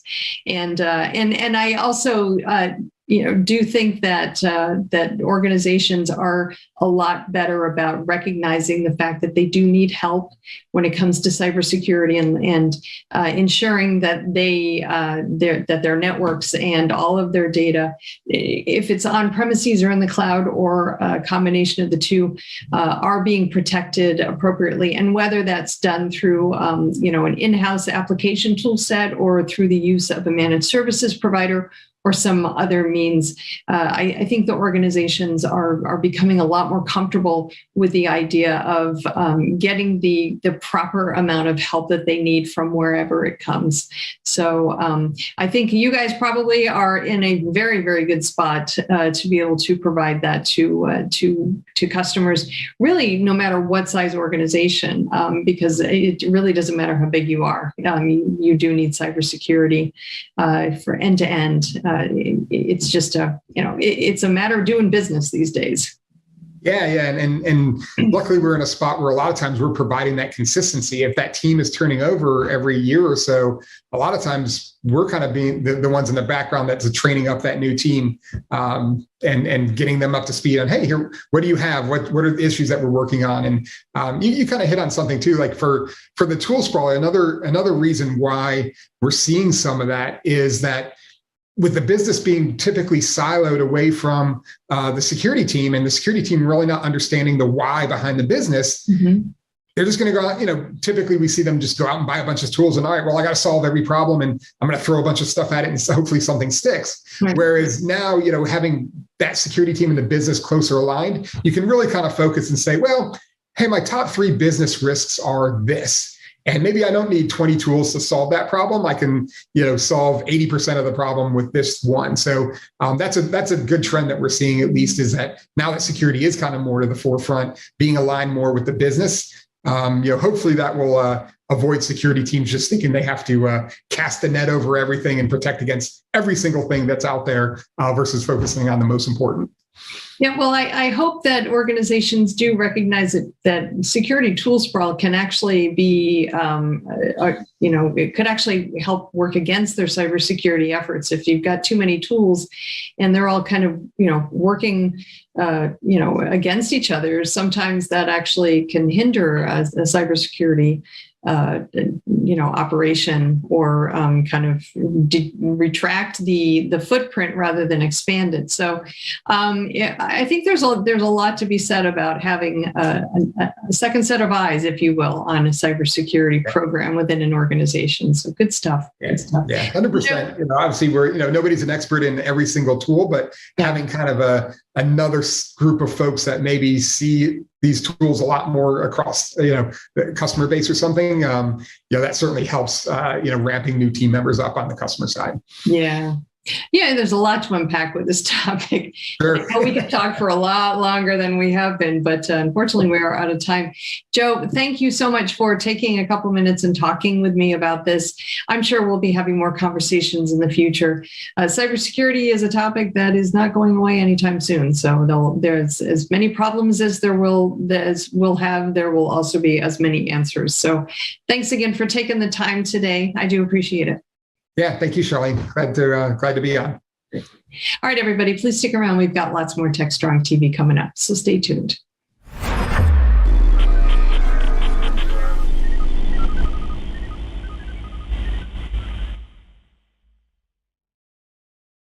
CISO Talk, to hear how real-world CISOs are dealing with today's real-world issues. From enabling secure remote workers to accelerating secure cloud adoption, defending against a pandemic of security attacks and beyond, CISO Talk covers the cyber topics you want to learn about. With your hosts, Unisys CISO Matt Newfield and MediaOps CEO Alan Schimmel, featuring a revolving panel of CISO cyber experts. This is where CISOs talk. Join us on digitalanarchist.com and techstrong.tv. Hey everybody, happy Tuesday. This is Charlene O'Hanlon, and I'm here now with the webinars preview. I always tell you we have so many great webinars coming up on DevOps.com, Container Journal, and Security Boulevard. I got 3 here for you that are happening this week, so hopefully you'll be able to mark your calendar and join us. The first one is called Culture Clash on PagerDuty, why DevOps, SRE, and cybersecurity cultures differ. This one is happening Wednesday, March 23rd at 1 p.m. Eastern on Security Boulevard, and it's sponsored by Sonatype. The most beautiful thing about SRE is your error budget. But in cybersecurity, error budgets just can't happen when a critical vulnerability is found in zero-day events. This is a great opportunity for SREs, cybersecurity engineers, and researchers, and especially the managers who oversee these roles. There are incredibly different methods and motivations for accelerating delivery and tolerating some risk with an error budget, and the cybersecurity approach of zero tolerance to critical vulnerabilities. Both approaches are absolutely necessary to keep software running in the real world. This webinar focuses on how to structurally support shared teams and shared aims with SLOs to create a better culture across teams in modern DevOps-driven enterprises. The second webinar is called A Framework for GitOps App Recoverability with Red Hat, OpenShift, and Twilio Vault. It's a mouthful. This one is happening Thursday, March 24th at 9 a.m. Eastern on DevOps.com. This one is sponsored by Twilio and Red Hat. GitOps expands the use of DevOps best practices across the Kubernetes application lifecycle, including deployment, development, testing, infrastructure configuration and lifecycle management, and resiliency. To enable this, administrators can configure and manage Red Hat OpenShift GitOps through Argo CD. But regardless of whether your OpenShift clusters are hosted on premises or in the cloud, unexpected downtime can happen. For enterprises, finding the root cause and recovering from outages quickly is paramount. This webinar will show how to ensure application recoverability across Red Hat OpenShift clusters for any private, public, or multi-cloud services. All right, the final webinar today is called Zero Trust Security for Containers, Kubernetes, and Container Workloads. This one is happening Tuesday, March 29th. Oh, that's next week. So there you go. Tuesday, March 29th at 1 p.m. Eastern on Security Boulevard. This one is sponsored by NewVector. Any mission-critical workloads require full lifecycle security coverage, and a zero-trust security approach can proactively protect your pipeline, supply chain, test environments, and the critical production runtime environment. Container applications, the Kubernetes platform, and hosts themselves also need to be secured as a full cloud-native stack. This webinar will offer up how to use the NewVector security platform as a complete solution to enforce zero-trust controls with built-in security automation capabilities. Another great one there. Hope you can join us for all three of these. And meanwhile, please check back with me on Thursday when I will have a fresh new batch of webinar previews for you. Until then, I hope everybody has a great day, and please, whatever you do, stay safe. All right, we're back, everybody. Last but certainly not least on today's broadcast, we have The View with Vizard. In this one, Mike Vizard is speaking with Om Vyas, who is the Chief Product Officer over at Oak9. They're discussing why security engineers need to become part of every DevOps team. Certainly something we can all get behind, and it is a great conversation. So let's roll it now. This is Digital Anarchist. Hey guys, thanks for the throw. We're here with Om Vyas, who's Chief Product Officer for Oak9. We're going to be talking about all things related to DevSecOps and cloud security. Om, welcome to the show. Yeah, thanks for having me, Mike. Yeah. We, of course, have been talking about DevOps for the better part of a decade, and then we decided that the security people couldn't be left out, but they wanted to have the word sec thrown in there to make things a little more confusing. So then we got DevSecOps, and some of them even argued that I guess it should be SecDevOps, but who knows? My question to you is, it seems like we're still struggling with getting this idea across to people. It's become more important in the cloud era, obviously, because more developers are programming stuff. But what, from your perspective, is the fundamental challenges that we're seeing with getting people to really implement best DevSecOps practices? Yeah, I mean, I think if we take a quick step back, right, I think you hit it on the head, right? I mean, there's DevOps, there's DevSecOps, there's, SecOps, there's a lot of buzzwords and a lot of different ways that, these adoptions are being thrown around, right? I think fundamentally, my take is, DevSecOps or DevOps, right? It's first and foremost a cultural transformation, right? The technology and the people process really come after. So really one of the biggest challenges is, that embracing this notion of being able to work together, being able to have shared responsibility in a collaborative environment, right? If you think about, kind of where we've come from and, in fear of dating myself, right? I'll say that, when I used to develop long ago, with my development teams, right? It was really, our focus was only towards application development. And then it was like, the packaging, the artifacts, once they were created, it was like, hey, kind of, the notion around, hey, throw it over the wall to IT ops people, or having a formalized security review processes, right? And really this cultural transformation is I think, a key area where I think a lot of the folks in the a lot of the organizations, they're struggling, right? They're struggling to embrace the culture of DevOps, culture of DevSecOps.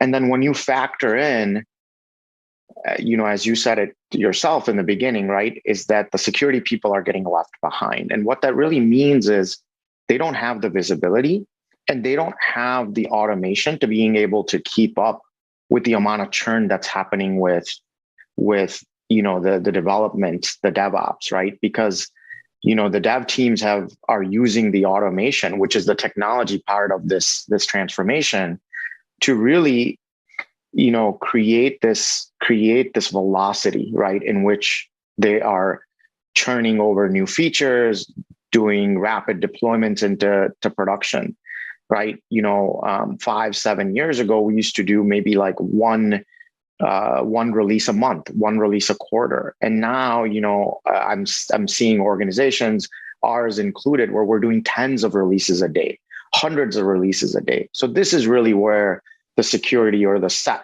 part of the DevSecOps is really struggling to keep up with that velocity and that change. Does that mean we need to slow down, or can we build and deploy secure applications just as fast? What's the trade-off? Yeah, I mean, I think I think maybe slow down is not the right answer, because I think, velocity is really being utilized as a differentiation for a lot of the organizations, right? I think the right answer is, I think not necessarily just slow down to a halt. The right answer, in my opinion, is, really how do we integrate security into the processes of DevOps, right? To truly give them the visibility at the point of time when these changes are happening, and then really arm them with the automation that they really need to give them full visibility, give them ability to be able to really quickly identify how that application is changing, right? How are those new capabilities that are being added, how is that impacting security of that application? And the sooner we give visibility to security engineering of all of those changes and where security matters in those changes, the sooner we can continue to operate with that velocity. How do we go about doing that? Because a lot of the developers, they didn't really set out to build something that's insecure. It's just more often than not, they have a tool that lets them manage a cloud as infrastructure as code, but then they misconfigure something because they're not security experts, and maybe a port gets left open or something like that occurs. So how do we lock all that down, and how do we kind of tighten that up without necessarily requiring the developer to become a security expert? Because that seems unlikely. Yeah, you're absolutely right. I think that, a developer is not a security expert. And I think if you look at kind of where, dev engineering is today, especially with the cloud native architecture, especially with, DevOps, it's dev engineering or developers are taking on a lot more responsibility, right? But I do think that I think, as a developer myself, right, like what I'm interested in is, it's not that I don't care about security, right? It's that what I want to know is, hey, help me understand what I need to do to move fast, right? What do I need to do? What are the 5 things or 10 things or whatever number of things that are relevant or related to security that I can do to not only help my security team, but really quickly move this feature capability from development and implementation to testing and to production, right? So from that perspective, right, I think what really also helps is if I had the ability to, within my own workflow, within my own tools, if somebody educated me and gave me the kind of the prescriptive guidance of, hey, here are all the things you need to do to ensure that all of these different security aspects of security related things in this infrastructure as code that you change,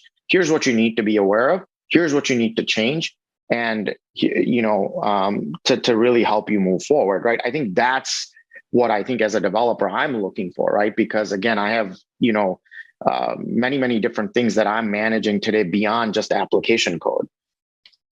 Mm-hmm. How automated can all this get? It seems to me the key to this whole thing is if the developers still need to program the cloud environment, we need to find a way for them to make fewer mistakes, put more guardrails in place, and kind of just gently lock down the environment, I guess is the phrase I say. So what is the challenge? What is the state of the art at the moment? Yeah, I think it's interesting you said gently lock down the environment, right? I think absolutely right. I mean, I think that developers, what we're seeing today, right, with a lot of our customers is, they want a lot of freedom, right? Because that freedom will enable them the agility and the velocity that they are looking for. But at the same time, we do need guardrails, right? Because they're important. And I think, how do we gently lock down the environments? I think that's kind of the key, right? I think one way, we can talk about this, right, is that, when we think about that infrastructure as code, right, we're really talking about, codifying the entire environment under which your application is running in the cloud. And what that actually enables, us to do is be able to then say, how do we actually remediate, right? Like, how do we actually focus on automation that doesn't always just point out all the challenges or all the problems in that code around security, but then taking it that last mile, as I like to think about it, which is actually fixing it for that developer, right? So I think that's really where the trends are. And I think that's really where things need to be, right? Is really say, hey, I analyze this infrastructure as code. I have identified where all of the security challenges are. Here's how to risk appropriately secure this code, because all of this infrastructure as code is declarative. So it's predictable in how it can be changed and what the impacts would be. So I think that's really where it needs to be is, when I look at, some of our customers and infrastructure as code is getting pretty complex, right? So, we have customers that have, 40, 50, 60,000 lines of Terraform code. So even at cloud infrastructure code or infrastructure code itself is getting pretty complex. So no security engineers or no number of security engineers or even DevOps or developer can actually keep up with understanding what are all the security implications in this code, right? So the real answer in my mind is, how do we automate this thing, take it to the last mile and say, hey, here are all the recommended changes in this code as far as the security aspects of it is concerned. So as a developer, now I can focus on the functional aspects, and I have an automated tool, an automated process that will really enable me to then not have to worry about the security aspects of that infrastructure as code. And maybe no one ever needs to know how much I don't know about security. But do you think that we're going to see a lot more of so-called artificial intelligence thrown at this problem? And is that part of this automation curve? Or, are we making too much of AI and security these days, and it's just going to require something a little more fundamental? Yeah, I think the short answer is yes, right? But I think my opinion is that, AI kind of gets thrown around a lot. And I think, when we're talking about some of the deeper deep learning concepts in AI, or if we're talking about some neural network things, I think those things are coming.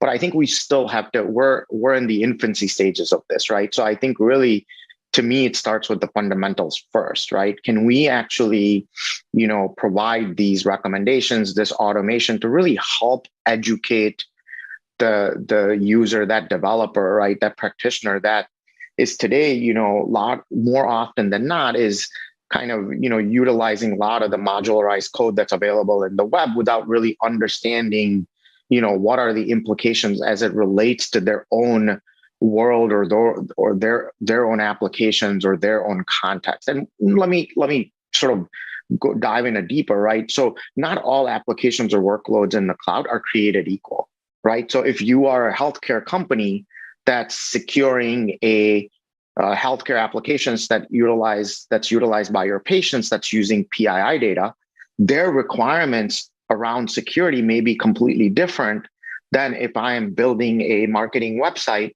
where most of the data that's on that website is publicly available, right? Not both of those applications are not created equal, right? So how do we secure those two different applications is actually different. So there's an element of this dynamic nature. There's element of understanding what are the requirements of that application, what are maybe the compliance adherence to those applications.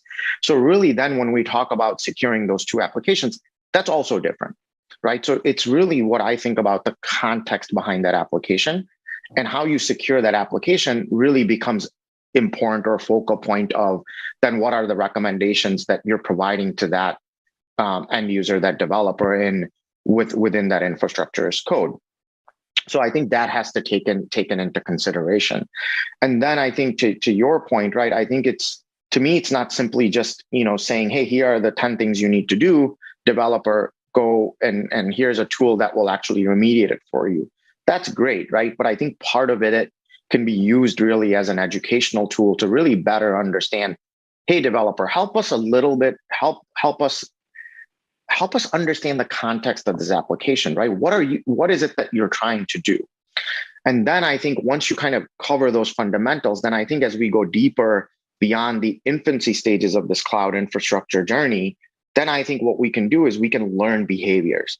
We can learn from the industry that this developer or this organization is in, and we can say, yeah, this is a healthcare industry vertical, or this is a particular type of architecture or workload that's being deployed in the cloud and secured. And then I think we can start to get into intelligence around deep learning and other heuristics to say, hey, how do we react to then risk appropriately secure this application, right?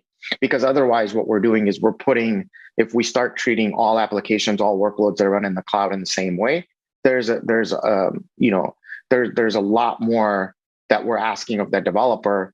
There might be hundreds of things that we need to do to risk appropriately secure a healthcare application that's using PII data versus, we might only need to do, a handful of things to ensure that a marketing website that has publicly available data is secure. Yeah.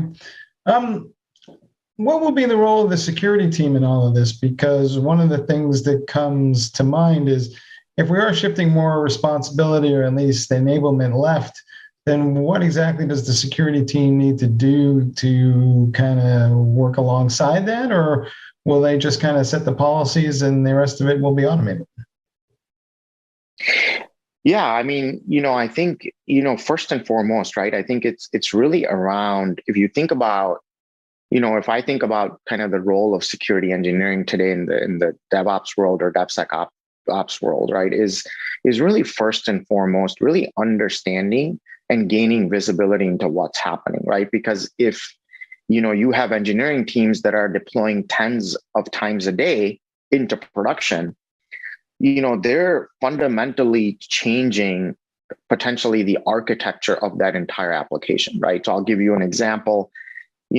Today, with a lot of the sort of building blocks, or the way I like to think about it is, cloud service providers are really offering these Lego pieces, right? So they're out of the box capabilities. Now I can plug in an analytics service into my architecture and seamlessly, provide analytics dashboard into my application or into my workload that I didn't have, a week ago. But that fundamentally changes, or it fundamentally has the ability to change the architecture and therefore the security implications, right? So first and foremost, from the role of security engineering is really getting the visibility as early as possible, so that they can understand how fundamentally this application is changing and what are the security implications of that. So, it's, and I'll say, like, for that aspect of it, right, this is the people process side of embracing DevOps, right, is really engaging that security engineer as early as, having that requirement or having that capability from business that says, hey, we need this analytics dashboard, right? Really getting the security engineering involved as early as possible. And from that point forward, again, then it goes back to technology and automation, right? How can security engineering really understand what are the implications of adding this analytics service from AWS or some analytics service from GCP or Azure?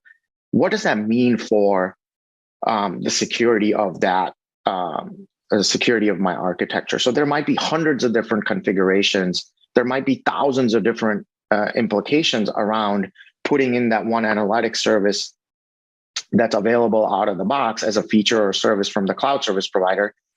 And the reality is no security engineering can actually keep up with that. So having a tool that really understands down to the configuration level what are the impacts or the configurations of that analytics service to securely deploy that service.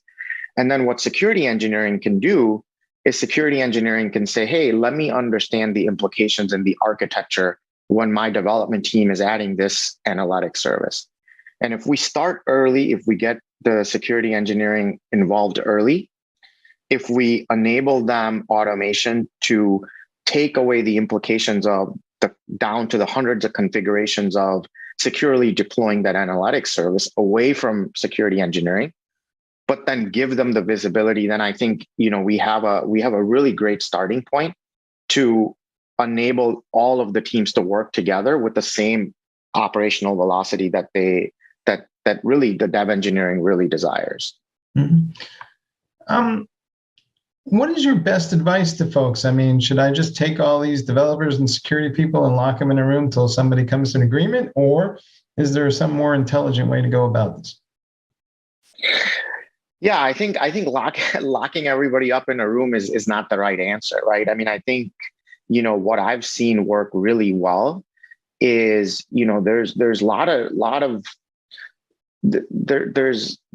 different ways to sort of come to a solution, right? I think there's no one silver bullet here, but I think depending on the size of the organization, depending on the size of the teams, I think one of the things that should be done, and I'm starting to see some trending around this, is really, add a security engineer to the engineering team as a whole, right? So you really have a dedicated security engineer that's spending part of the time with these engineering teams, right? So typically we've seen in more of the modern development shops, you see a lot of the dev engineering. It started out with just developers in a single team.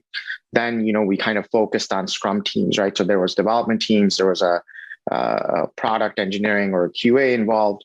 We've seen a DevOps engineer or SREs get involved in these teams. And I think to me, the answer is, again, being able to put that security engineer in these teams as well, to work closely with the developers, work closely with the SREs, because then what will start to happen is that engagement, that early visibility and understanding. So I think that's one.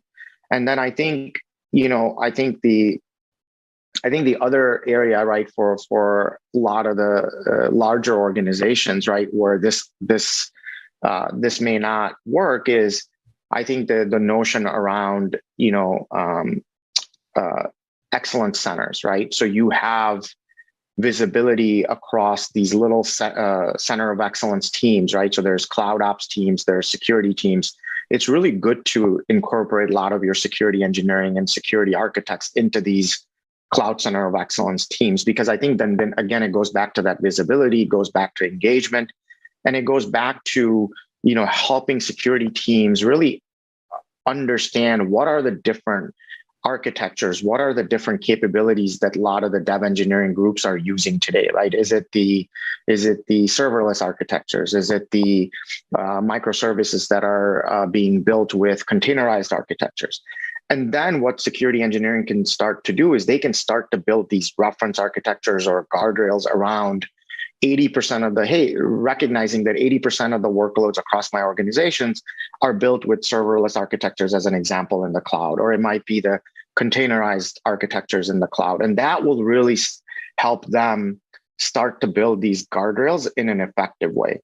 And then I think, you talked about sort of early on gently locking down environments. So I think if we then start to think about in the DevOps pipeline, how do we incorporate these security automation tools that enable us, both the development teams, the SRE teams, and the security teams, to identify what are all of the security underpinnings, vulnerabilities, design gaps that we are identifying, be it with the application code, be it with runtime, be it with cloud infrastructure security. So it's really, where possible, building these automated tools within the pipelines, right? Without actually blocking the pipeline, so that what you're doing is you're really enabling the development engineering and the DevOps engineering to really start to build in the process around how do we ensure that all of these security design and the best practices are actually incorporated within the pipeline. And then as the teams learn and grow, then these tools can become those guardrails, right? So maybe you're not blocking or completely blocking the pipeline or failing the pipeline in the development or sandbox stages, but then you start to guardrail those as that feature capability is moving through user acceptance testing or staging or before it goes into production. And I think those are some of the key things that can be done to really enable more of this collaborative but shared responsibility culture that I think is really going to drive a lot of the benefits that are needed to build security in. Hey, Om, thanks for being on the show. It's all about making sure that if you find a pattern, build a guardrail and rinse and repeat. Yeah, absolutely. Thanks for having me, Mike. All right, back to you guys in the studio.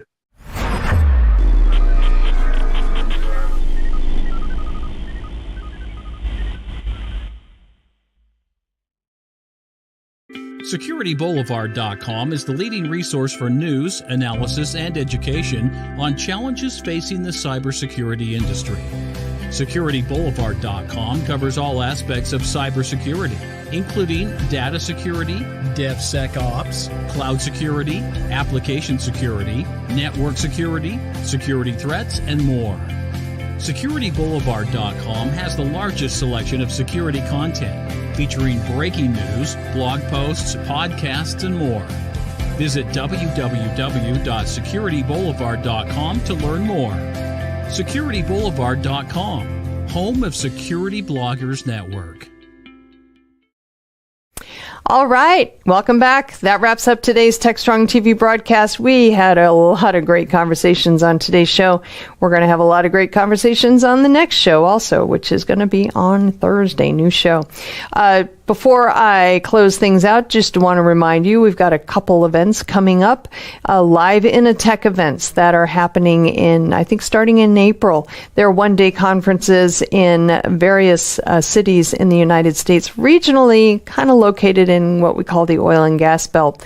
But we are expanding them this year to also include Washington, D.C. So please do check TechstrongEvents.com for the lineup for the Inatech events. I think the first one is in Austin in April, and then follow that up with Dallas in May, and then others throughout the year. We also have a series of what we call TechStrong Live events. One is focused on DevOps and cloud native. The other is focused on cybersecurity. We are going to kick off the series of events in Washington, D.C. in mid-April. So do want to check out TechstrongEvents.com for those as well. And we also have those happening throughout the year in different locations around the United States. So check out the full lineup of those as well. We also have lots of virtual events coming up, and we've got some other live events happening throughout the year as well. All of that, as I said, one more time, TechstrongEvents.com. You can check out the entire lineup, check out the agendas for them, the lineup of speakers, and register for them. I will be back on Thursday with a brand new TechStrong TV broadcast for you with some really fascinating conversations, as always. Until then, I hope everybody has a great day, and please, whatever you do, stay safe.